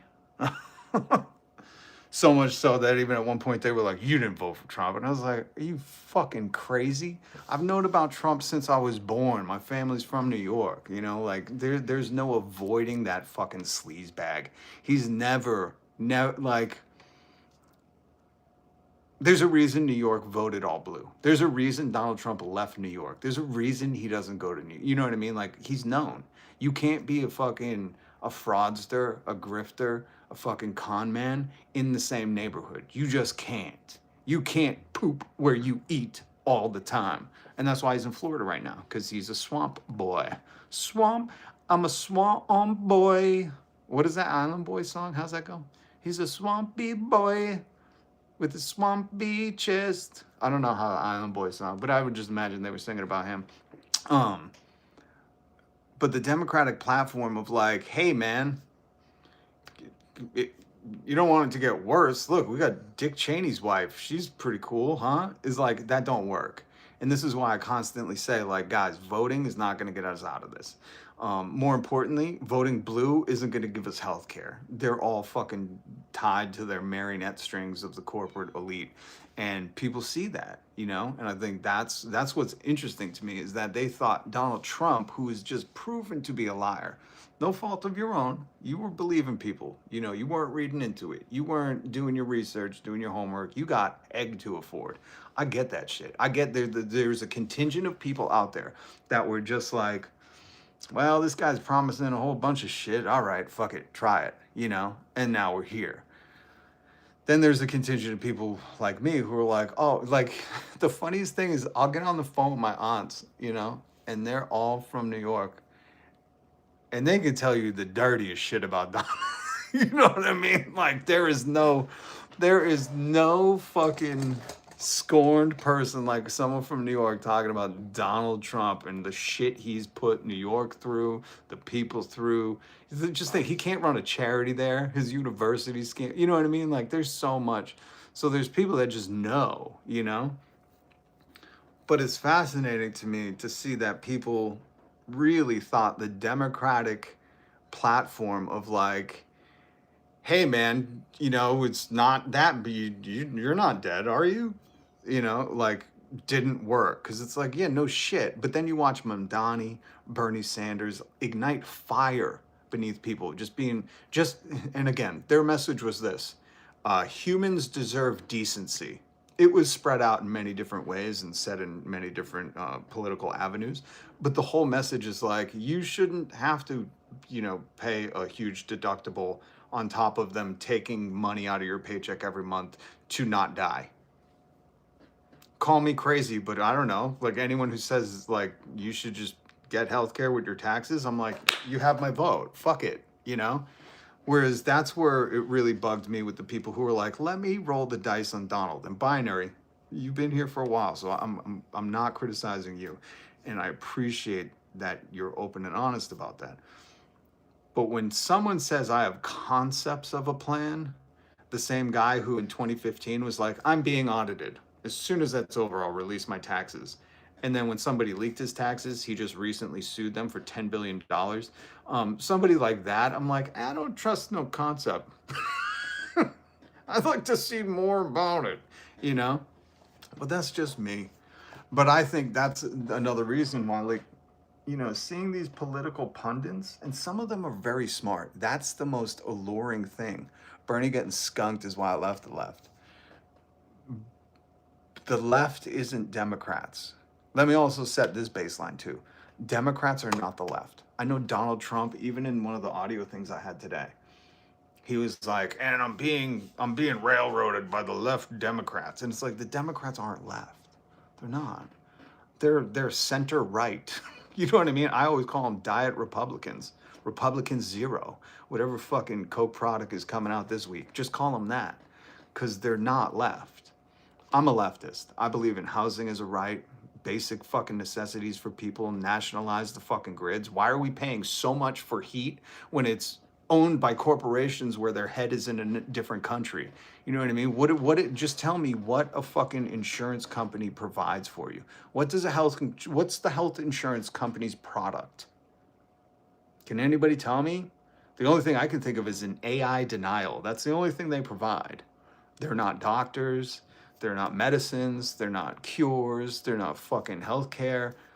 They provide nothing. So a real leftist thinks that we should be, well, I'm a little more radical. I think we should be taxing these trillionaires and billionaires at 100%. If they can't afford life on 999 million, guess what?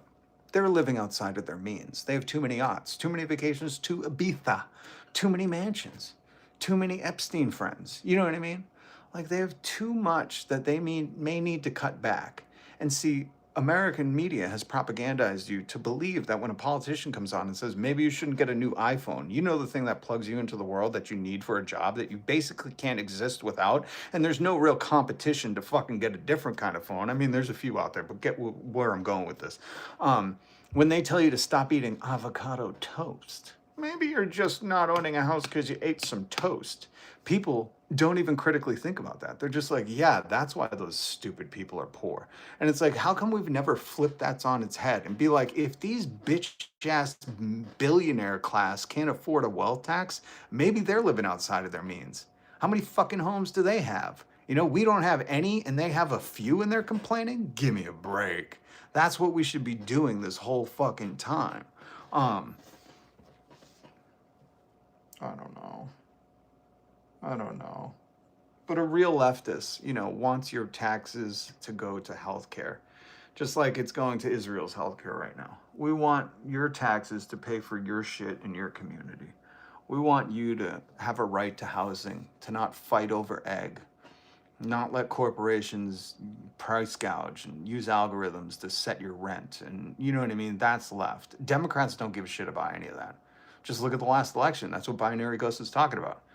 He's like, the Democrats were like, hey man, You're still alive, right? You still got a pulse. You should vote for us. Look, we got Dick Cheney's bitch, you know? And it's like, I'm old enough to remember who Dick Cheney is. He shot somebody in the face. You know, like he ain't a good dude. Why are the Democrats using that? It's the same with Gavin Newsom. He was doing podcasts with Steve Bannon and right-wing people. It's like they're pandering to the twatsies. Leftists don't do that. This is why I have this up, because I say, if you're a twatsie, get the fuck out. We've heard from you. We know your beliefs. They're very simple. I don't like anyone not looking like me. That's it. That's it. That's your belief. That's your belief.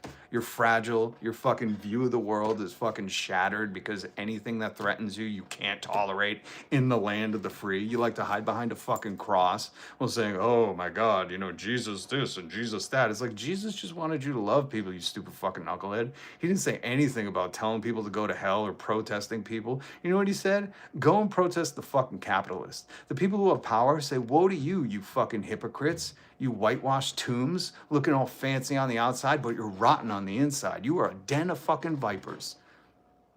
So I know I'm a weird left radical wokist because I want to use Jesus's message to help the oppressed like he did, and that's not normal in America. But we have to set that baseline. Democrats are not left. They're not. They're center right. And the right-wing party, as you saw Elon Musk sig-hailing and Nick Fuentes saying, these people aren't twatsy enough for me. Literally in the news, they're telling you who they are. They're not right anymore. They are a dangerous terrorist organization. They have an Epstein army, boots on the ground, violating your constitutional amendments. The Conservative Party is an extremist group. That's all it's ever been. Left or right doesn't matter. People should come together and focus on the bigger issue. And the bigger issue is accountability. You know, they've made us accountable. Look at this fucking turd. That's the other thing. Just based on principle. You fucking always say you're the best at everything. I don't trust you. I just don't. That's a rule I have. I'm sorry. Have you ever heard this guy be like, you know what, I could have done better? Have you ever heard that? Ever in your life? Ever in your life hear this guy go, you know what, as the leader of the country, I gotta say, I gotta take a little accountability right now. And that wasn't the best. Have you ever heard this fucking toad say, as the leader, I should be accountable, and that wasn't the best thing for this nation? He's never said that. He's never. It's always the best, the greatest. And if anything, he's a victim to Joe Biden, which is like, what the fuck are you talking about, man? By the way, he did need a trophy. Let's cover that, because that's funny as shit. You know what I mean? Look at this dude. Enjoy that. Enjoy that photo. It might be the only one we get. Hold on. Here is a true leftist. Eugene Debs, if you don't know, he ran for president in prison because he was a socialist. He says the worker who votes the Republican or Democrat ticket does worse than throw his vote away. He is a deserter of his class and his own worst enemy. There you go. That's the baseline. That's the baseline for a leftist. Right here. Not a Democrat. Never been. Never will be. I won't subscribe to the... Here's a good one. Yeah, you got any more of them consequences for the rich and powerful? Yeah. Oh, fiending for some more. Here's something that, you know, remember when he said I could somebody on Fifth Ave? This is what he's saying now, you know, just not in those exact words. I played the audio for you where he said, oh, it's a shame. I'm very sad Prince Andrew got arrested. He literally said that. So what he's saying is, I will choose over their victims. He's literally saying, here, let me just play the fucking audio. Let me just play it. They're asking him about Andrew getting arrested. Got it. That's very nice. So I can actually speak about it very nicely. I think it's a shame. I think it's very sad. That's what he's saying. When he says, oh, it's a shame they arrested Andrew. That's what he's saying. Hold on, where is the... Here it is. Draft dodging Trump thirsts over awarding himself military medal. So during one of his speeches, I guess he was, and the reason this This haunts me. Hey, what's up? CJ, what's up? Rob's not a stoner and his eyes are clear. Is all get out. I am a stoner. We love socialism. Yes, we do. And even MAGA loves it. They love it when it's, you know, for ICE and the military. Who do you think's funding ICE? Take a guess. The taxpayer. They're redistributing our wealth. It's funny. People don't even understand when they, you know, support the redistribution of wealth. But when I say all power to the people, the working class should, you know, get the fruits of their own labor, they're like, oh, goddamn communist. No, Jesus was a communist. The reason this story haunts me so bad, like so bad, is because the other day I was joking about this. I was like, watch, you know, I'm surprised he's not awarding himself military honors at this point. And then it turns out there's an article about it where, where's the funniest, hold on, where's the funniest part of this? Hold on, where does it say? Oh, okay. So he says, oh, did I not take a picture where he says it? Hold on. I gotta find where he said it.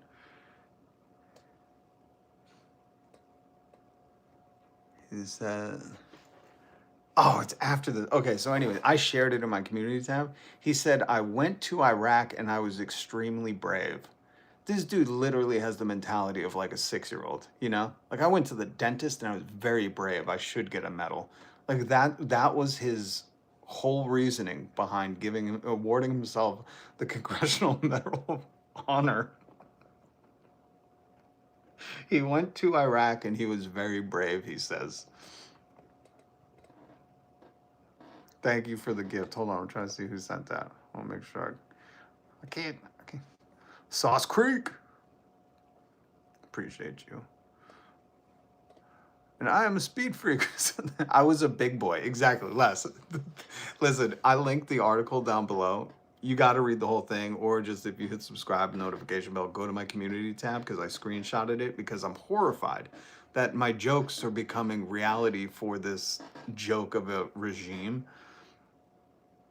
And the quote was, I went to Iraq and I was extremely brave. I'm like, he even sounds so pathetic. So, like, it just, if you have kids, you understand at some point, and kids aren't pathetic when they do that. They are honorable and extremely brave. You know, when a kid faces some kind of momentous thing, you know, whatever it be, school picture day with the Epstein photo people, whatever they're doing, you know, and they're like, I went and I did it and I was extremely brave. You commend them because you want to build up that courage. You don't do it with a fucking 80-year-old man where he's like, I went to Iraq and I was extremely brave. I know there are soldiers there, but I should get a medal. What are you, fucking 6? My God. My God. My God. You get to go somewhere else for 24 hours. We're not trying to change the United States. You are actively changing the United States with Trump policy. Yeah. That's my other favorite thing, when these people are like, you guys, I love when Donald fucking, everybody gets a trophy Trump. Where's this fat ass? No, not that one. Where's this turd burglars? I love when he's complaining about the Democrats. I love when he's a victim. This is the other thing that I'll never support in a leader, is when they're always their constant victimhood, and that's what you see with him, right? He's always like, I can't do it because the Democrats. It's like, bitch, you're presidential memoing, which I call an executive order, everything you want to do. So when he uses that excuse and his loyalists are up and down the House, the Senate, the fucking White House, when he's ignoring judges' orders, but he's still complaining, you know, it's like, well, fuck, man. You know, grow a spine. Stop fucking being a victim all the time. But I think a lot of people, again, not the people in here, I think there are a lot of people that identified with that, you know, and saw their life as this victimhood to the woke, to the whatever, you know, whatever they called it, you know. Actually, speaking of that, let me play a video for you because this was so well put. Who is it? Miss Jill Zarin? I don't know who does the second part, but there's a Real Housewife who is commenting on the Bad Bunny halftime show. And this is so vital for people to hear, because this is the victimhood that we have to tolerate, and they don't understand that your victimhood is exposing your privilege. So check this out. I said it before that it was the worst halftime show ever, and it's 250 years that we're celebrating right now in the United States, and I just don't think it was appropriate to have it in Spanish. And to me, it looked like a political statement because there were literally no white people in the entire thing. All I will say is that for the last 10 years or so, it has been non-stop complaining about why certain people need to be represented in media. Do we really need Black and Latina Disney princesses? Must we have LGBT people shoved down our throats in every TV show? And now, the people who led the anti-DEI crusade are experiencing what is perhaps the first major media event in their lifetime where they don't see themselves represented, and suddenly, they understand the power of representation. Oh, you're upset that you don't see any white, straight people represented on the screen? Am I hearing that you might be interested in a little DEI? As the saying goes, when you're accustomed to privilege, equality feels like oppression. When you're accustomed to privilege, equality feels like oppression. That is a powerful statement, especially when you consider Donald Trump always feeling oppressed. Always. When they ask for accountability with anything, oh, it's oppression. When they ask him a question, when the White House journalists ask him a question that he gets so flagrantly mad that he has to call her, the president. Remember, this is the president. He didn't wear a tan suit. He called a fucking female reporter a piggy just because they asked him questions that his thin skin couldn't handle. This is supreme privilege. This is, you don't dare question me. You don't dare say anything besides, Your Excellency, that poop in your pants was the best I'd ever seen. It's something else, huh? Sauce Creek, how dare you judge me by the same rules? They don't like when the golden rule is applied to them. They don't ever bring up the golden rule, because that would mean they would have to be treated like us peasants. Howard Nutlick, he does suck. Yeah, that was the other thing. CJ, it's so good to see you, by the way. CJ, long time. Such a glorious Duke, Your Excellency. I've never seen such skid marks so long in my life. We will frame it. We'll call it a Picasso. MAGA's new motto, you get a participation trophy, you get a participation trophy, you get a FIFA World Peace Trophy, you get one. Virtual reality, by the way, I meant to, and Caleb, good to see you. I hope I already said that. I generally dislike people who think of themselves as the victim constantly. The worst person I've ever met was just like that. Virtual reality, I saw you write me about Seattle. I got distracted. I was literally about to write you back, but I'm going to, I promise, in the Discord. Trump smells like a dirty milk goat. I don't know if I can read all that. I was going to say, Trump smells like Teen Spirit is, an appropriate Epstein Files song. But we don't dare disgrace Kurt's work. We don't dare. The coal prices. I love that painting behind you. Pasha, I did not. My old roommate's friend. Hell hath no... Wait, who said Lancelot? Hell hath no fury like a narcissist questioned. That should be on a fucking t-shirt. That is the truth. He's surrounded by fellow nincompoops. It's a whole regime of nincompoops. How he gets away with it baffles me. Well, how he gets away with it is he fired most of the people who were, impartial and unbiased. And then I reported on this too. Please hit subscribe. Please hit the notification bell, because I try to pick stories that I feel like might be important in the future. And one of them was I showed you guys the new job application for working in government, and it had nothing to do with government. It was like, what do you think Trump should do? What do you think if he gave you an order, your response would be? They were looking for loyalists. That's all they do. It's yes men. That's what they want. And if you've ever had a bad boss, it's usually because they're surrounded by yes men, and no one will tell them like, hey, this is bullshit, you know? I prided myself when I was a boss of telling my people, like, come to me, tell me what is wrong. I want to be the dumbest person in the room. I want to know I hired the best people, smarter than I have no problem looking stupid, because that means I'm surrounded by the greatest team that I could put together. And they don't want that. They want lackeys, yes men, people that would just be obedient and follow orders. Same with the MAGA cult. And I think a lot of people are kind of waking up to that, because you can't avoid it at this point. You know, when the Justice Department is saying, how's the Dow in an Epstein fucking thing? Like, you can't be more disconnected. I'm sure all of Epstein's co-conspirators were like, the Dow's great. I'm taking out no interest loans and fucking tax-free loans. This is awesome. And everybody else was like, how's the Dow? I don't check it. What? What? You mean how's egg? I now search for Pam Bondi instead of SNL sketches. She is, listen, Stu Pat.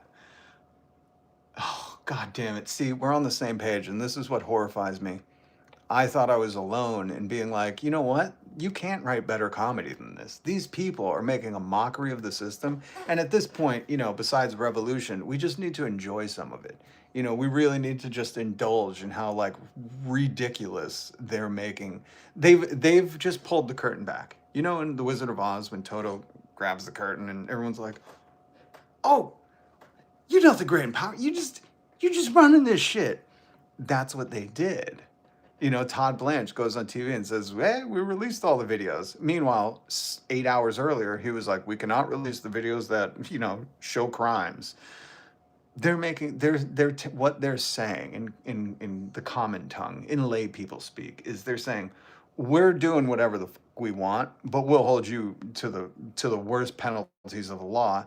And if we don't have the laws to prosecute you, we'll make new ones. We'll say if you're anti-Christian, which we don't know the definition of that, but we'll just say if you are anti-American, which we don't know the definition of that, but we'll just make these labels and then label you a terrorist, which they did with Renee Good and Alex Preddy and all these people. So they're just exposing to you that there is no justice in America. The wealthy don't suffer the consequences, and they're all protecting each other. And voting isn't getting us out of this. We need a class consciousness movement where we reject this. That's why they're the 1% and we're the 99. That's why they have to create new laws. That's why they have to create these emergencies, these emergency powers, these emergency acts. They have to do all this because that's how they consolidate power. And that's why when you see the theater, like I played the audio the other day of Raskin talking to Pam Bondi during the how's the Dow moment. And he said, you are ignoring the law. And I thought, that's adorable. I don't get to ignore the law. You know, I'm usually breaking it, but that's cute that you said the top cop in the country is ignoring the law. It's adorable how you guys get to play into each other's hands and then go back to the cafeteria and probably high five and fucking slap ass and talk about what a great show we put on out there. This is a fucking mockery. This is not a democracy. This is a fucking oligarchy. And as soon as people start waking up to that, and you'll see it, that's why I do this, because I point these things out and then you catch a clip and you go, oh shit, I saw it. And you can't unsee it. You can't unhear it. Then you're woke. Oh man, I made you woke. Anyways, I swear I felt the sense of impending doom when I worked around asbestos back before science knew how dangerous it was. I felt something was weird about the stuff.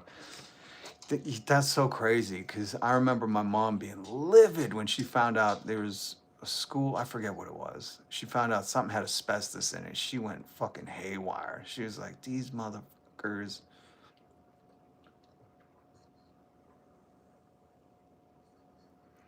What's up, Draco? Good to see you. And One Vision. Good to see you. I'm glad you're here. I haven't seen you in a long time. I hope you're doing well.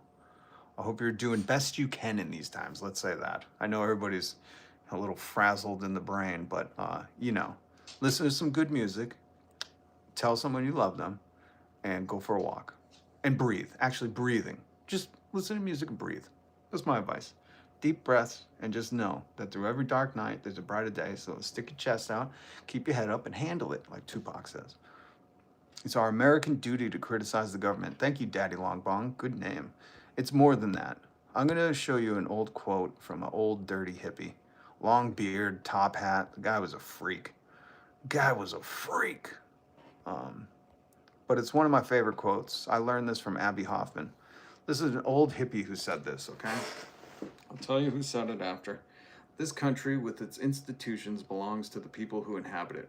Whenever they shall grow weary of the existing government, they can exercise their constitutional right of amending it, or their revolutionary right to dismember or overthrow it.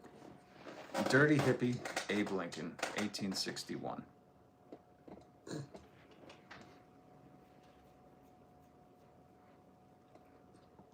Oh, wait, you cuss and state your opinion, your mod blocked me. Oh, then one vision. We'll make you a moderator so people will know. You should be a mod now. I didn't know somebody blocked you. Sometimes we get it wrong. Let me just make apologies. The mods are doing the best they can. And there's no sarcasm font, so I know sometimes they get blocked. Or they should be getting blocked. We should be muting people for 24 hours. We always say, come back in 24 hours, like Edward said earlier. So that's our bad. I had no idea. But if you go to the Discord and reach out to us, like I'm trying to work with somebody else, we'll make sure that that's undone. But sometimes we get it wrong. And listen, that's the part about being human, is you can't get it right all the time. Like I was talking about Trump. You can't be perfect all the time. We do mess up. And I take ownership for that. Don't ever get mad at the mods. They're doing the best work they can. And I appreciate them. And I'm so grateful for the mods who are in here every day dealing with the shit. So I can just do this. So that's my responsibility. But you're back. And now you should be modded. So if you talk again, people will know that you're being sarcastic. Keep making art. Dusty. That's easy for an artist. No, it's not easy for an artist to say. But Dusty's an artist, so yeah, I would say if you create, keep creating.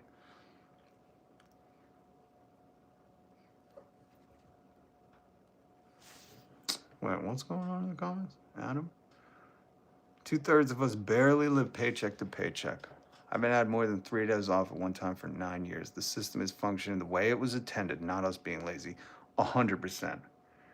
100%. And that's why I'm a leftist, because I believe that instead of concentrating wealth at the top, so a few people can just run the world, the people who make the world run should be able to be guaranteed vacation time, guaranteed sick time. What was it, Denmark or one of the countries legalized burnout as an official condition to take off work. That is fucking forward thinking. And that's, Adam, just so you know, that's why I do this every day. Because with me living paycheck to paycheck, I just got my paycheck. You know how much I got paid last week because they took out healthcare? $11 fucking dollars. $11 I made last week because the healthcare fucking takes it out before taxes. And they left me with nothing because I had to fucking use sick time a month ago. I've been making $11 a fucking week from $1 trillion fucking corporation. So I'm beyond paycheck to paycheck, But speaking out, this is why they want you quiet. Just so you know, when they're like, if you said fuck ICE, we're coming for you. No, you can try. I'll say it all fucking day. Fuck ICE. Fuck using my tax dollars for ICE. Fuck those Proud Boys and fuck ICE. This is why they're trying to scare you into not speaking out. Because as soon as Adam shares that with me and I share that with him, all of a sudden we're like, oh yeah, it don't matter political beliefs. We're both just trying to fucking get along. We're both just trying to fucking not die. We're both just trying to eat and keep fucking heat on. These motherfuckers don't understand that. That's why they're like, hey man, the Dow. And we're like, all you gotta do is eat one of them and the rest will fall in line.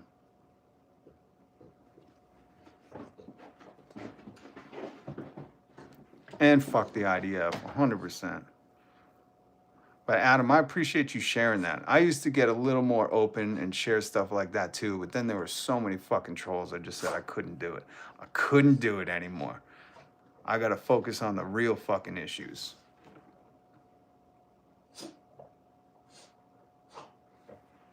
But it's just so incredible to me. And, you know, that's the problem I have with MAGA, too. They pretend like, oh, no, everything's fine right now. Really? Because a year ago, you were fucking crying about egg. Pretty sure you didn't magically fucking have a great time in a year. Especially the year everybody else has had. But they'll just pawn it off. Or like one guy I argued with on Twitter who I was like, what about people without parents? And he was like, who doesn't have parents? You just live at home until you can afford a house. And I was like, well, I haven't had parents in 20 years. My brothers didn't have parents after the age of fucking 15. I don't know. There's a lot orphans. Did you never see Batman? There's a lot of people that don't get generational wealth handed to them. And I realized at that moment, that was, I don't know, a long time ago. But I realized at that moment, I was like, oh, these people privileged blind them from so much that they don't have to worry about one paycheck not coming through and you're skipping meals. They don't have to worry about, you know, your healthcare falling through and somebody you love getting sick or not being able to afford to go to a doctor or afford a medication. And that's the reality for most Americans. Some of them want to play coy and some of them don't want to admit their fucking parents helped them. But as soon as we start understanding that truth and you realize that no fucking politician, and they're telling you, they ain't coming to help you. They ain't coming to guarantee health care for you. Oh no, those insurance companies pay them too much. Oh no, they're not gonna guarantee fucking housing. BlackRock fucking donates to all of them, and BlackRock would like to own every neighborhood and turn it into a rental community. Dude, if it weren't for my father, about 3 friends, I wouldn't have had a father. My dad's parents were dead by 15. He was drafted to Vietnam. I'm lucky to even be here. See, and this is what I mean. Americans bitching about tyranny with Second Amendment use okay to use in front of them and saying America is the best country. Yeah, the poor but debt free. Then you're rich. Poor but debt. See, that's the working class thing. It's like poor, but I'm debt free. People are like, God damn. I look up to that dude.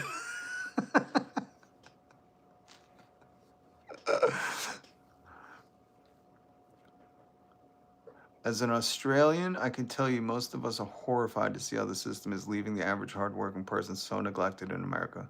Appreciate that because solidarity is not confined by borders. You know what I mean? And I try to keep up with what's his name? Friendly Jordies to see what's going on in Australia.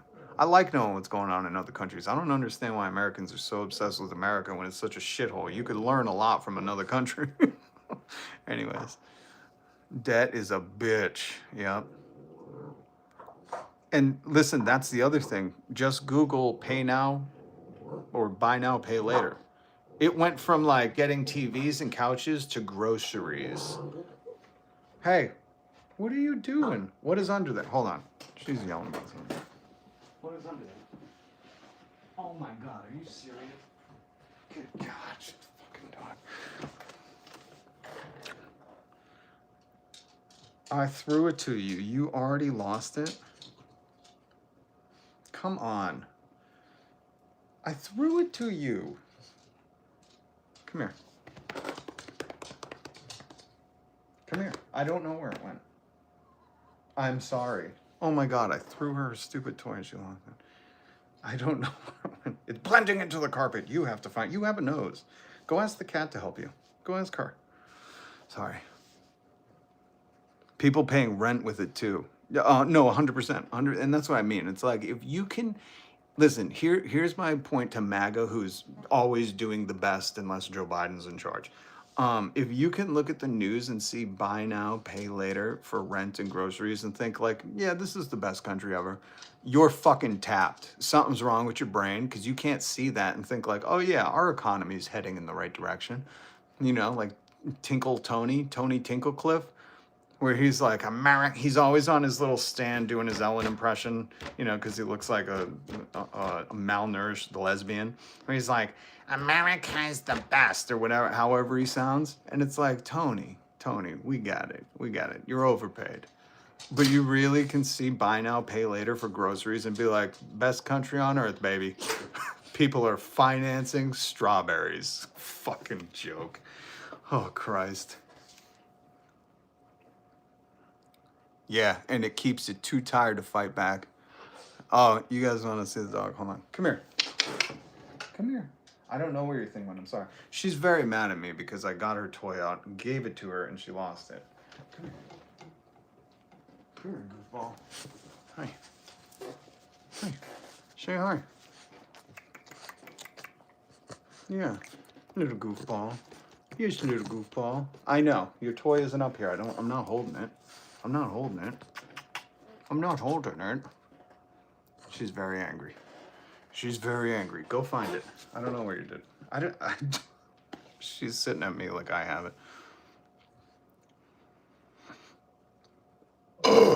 But Andrew was having ice cream with his daughter. They went out to pizza that night.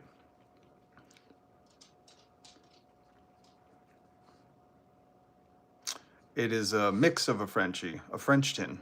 It's the working class Frenchie. It's a French Boston. Stop, I promise I don't have your toy. Stop. I have to go find her toy. I can't believe this. Come here. I'm sorry, I don't have it. She's just sniffing me like, I know you have my toy. Oh my God. You had a French Boston? Yeah, they're so cool. This was my wife's dream dog. No, not a French Boston, a Frenchie. I couldn't afford it. So I got her the next best thing. I don't have your toy. I'm so sorry. I'm so sorry. And now the cat's getting involved. Cat, go find his toy. Or her toy. It's a working class Frenchie. It's a working class Frenchie. Come here. Come here. You're such a good girl. Come here. I know. I'm so sorry. I'm so sorry. We'll go upstairs and we'll get your other toy. See, she's sniffing all my stuff because I touched it. She's like, yo, I know you have my toy, right? Okay. I'm sorry. We'll go find a toy. Is that okay? All right. Let's go find your toy. I'm very sorry. Thank you for speaking out. Thank you for your time. Adam, thank you. Listen, thank you for sharing. That is hard for people to do because everyone, or at least a certain class of political cultists want to pretend like everything's fine, but it's not. And it's important to speak out and share that stuff. A half bull mastiff, half collie. Oh my God. You are in trouble. I used to have an Akita. If you know anything about Akitas, those are amazing dogs. And I'm getting one again. I want one again. But I'll always speak out. That's the other thing, Adam. I will be here every single weekday, sometimes on the weekends, and I refuse to fucking be quiet, especially when they tell you no dissenting, just shut up, just be obedient. Fuck that noise. We're all speaking out. We're all coming together. This is, if I can do it virtually, this is the best I can do right now. Let's do it virtually. Hit subscribe, hit the notification bell. Yeah. Hey, oh, CJ, I talked about that the other day. The Christian nationalist from Texas that bought Zorro Ranch, Jeffrey Epstein's ranch, works for the Trump administration. It's all connected, and they're all doing it to protect each other.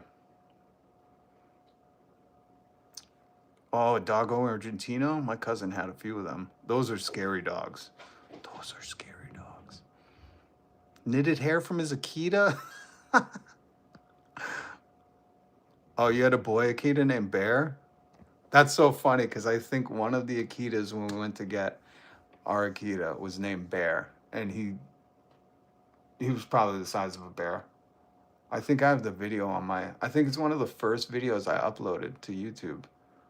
If you go back, you'll see if you go back 10 years or so on my channel, you'll see my Akita. I uploaded videos because she was well trained.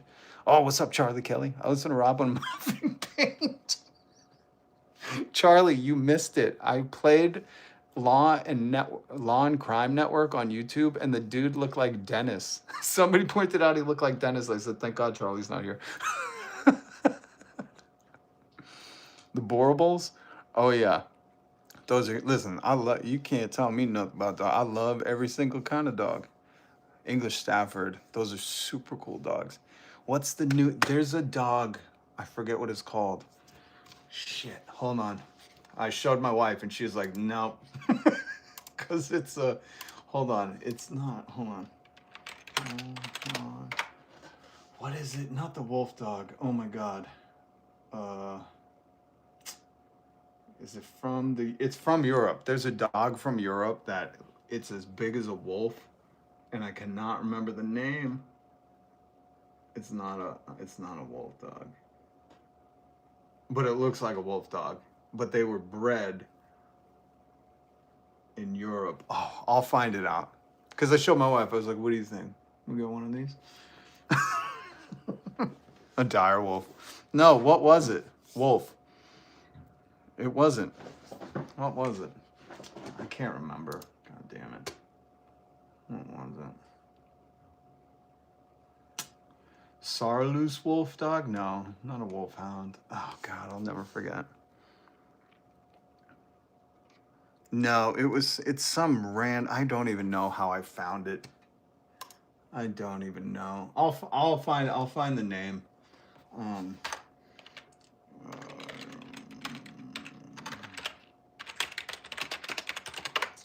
want to say, is it British?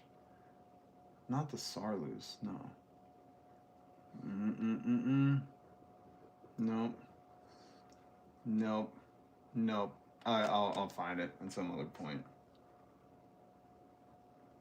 Because they're fucking awesome. I want a pack of them. Not the Malinois or Newfoundland. I know people with both of those. The Malinois are not tiny, but Great Pyrenees. Nazgul. Hold on. Why is that?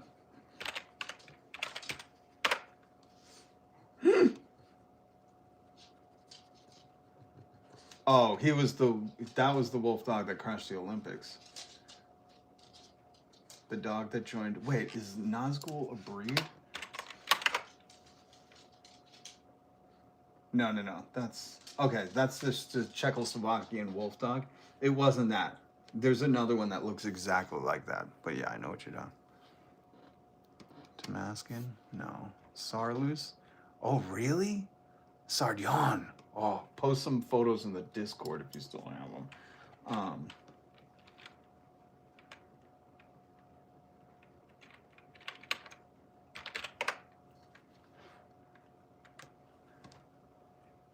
No. From Finland, the Damascus? No. No, but now I want one of these. I want this Finnish dog. God damn it. The Damascus? Looks like a wolf, but with 0 wolf blood. How do I get one? Do I have to go to Finland? I might have to go to Finland. Northern Inuit. That's it.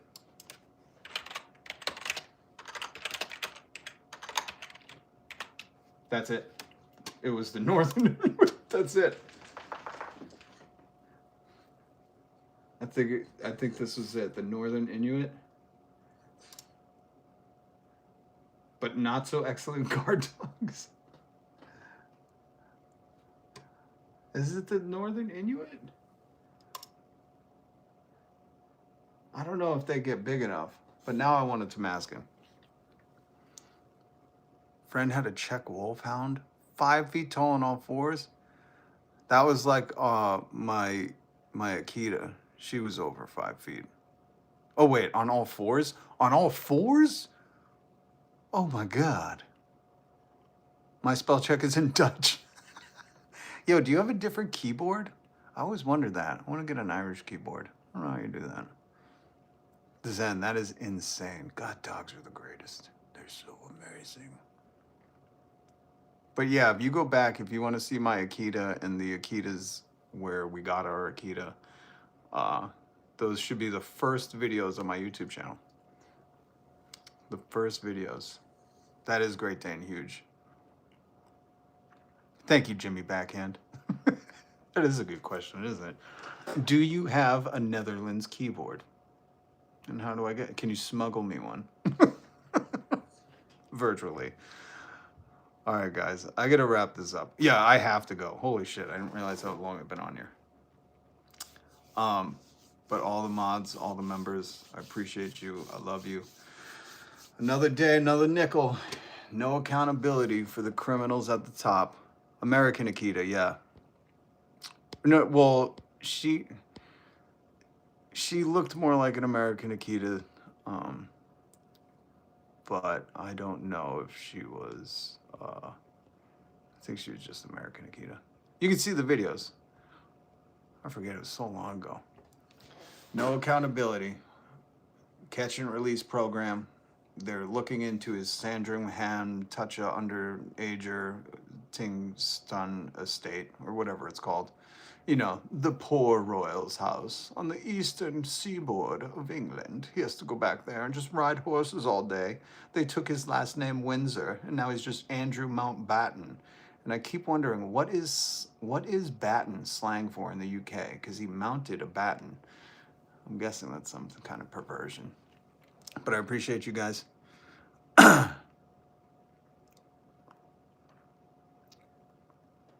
Catch and release. Jimmy, unfortunately it was. I think I linked the article down below. They've already released them. It was a catch and release program.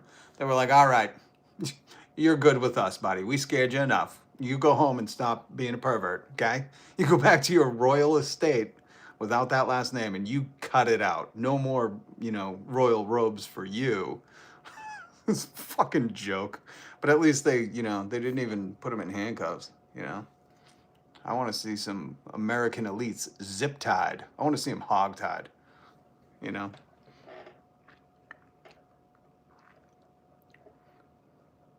Gaelic, not garlic. Guelga. Chucky or la, our day will come. Okay? Slán go full. You're welcome, Eric. I'll keep pestering him. I don't know what's going on in the comments, but it's funny. Check out my Genuine Radical playlist. Is it on your channel? I'll check it out later. You can always join the Discord and share music. We have a whole music thing. Stay safe. Don't let the bastards grind you down. I love it, Sardion, and I always take that advice. They'll never grind me down. That's the one thing. I'm hard-headed. I'll keep at this. Yep, non-monetized. Okay. Oh!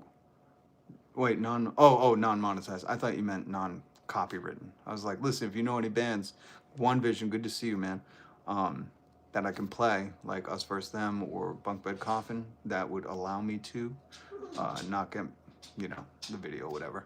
Please let me know. Just came back and got a jump scare. This should be a jump for joy, not really a jump scare. I see this face and I go, I want it on a t-shirt. I want it fucking on a poster. I want it on a dartboard. Man, could you just imagine Donald Trump's face? Pants filled with poop. Oh, God. Anyways. Rebel Diaz. Okay, I'll look into it. Rebels. The sun shall not set on the British Empire, and everyone's going rebels. All right, guys. Have a good one. Peace. Stay safe. Make sure you hit subscribe. Hit the notification bell. You can like it if you want. I don't do it for the likes. I do it for the love.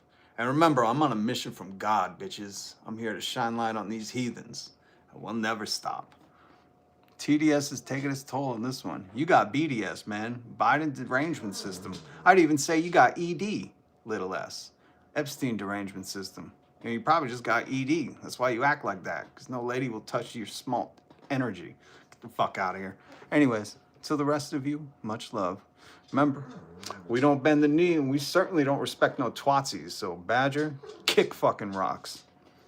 Peace.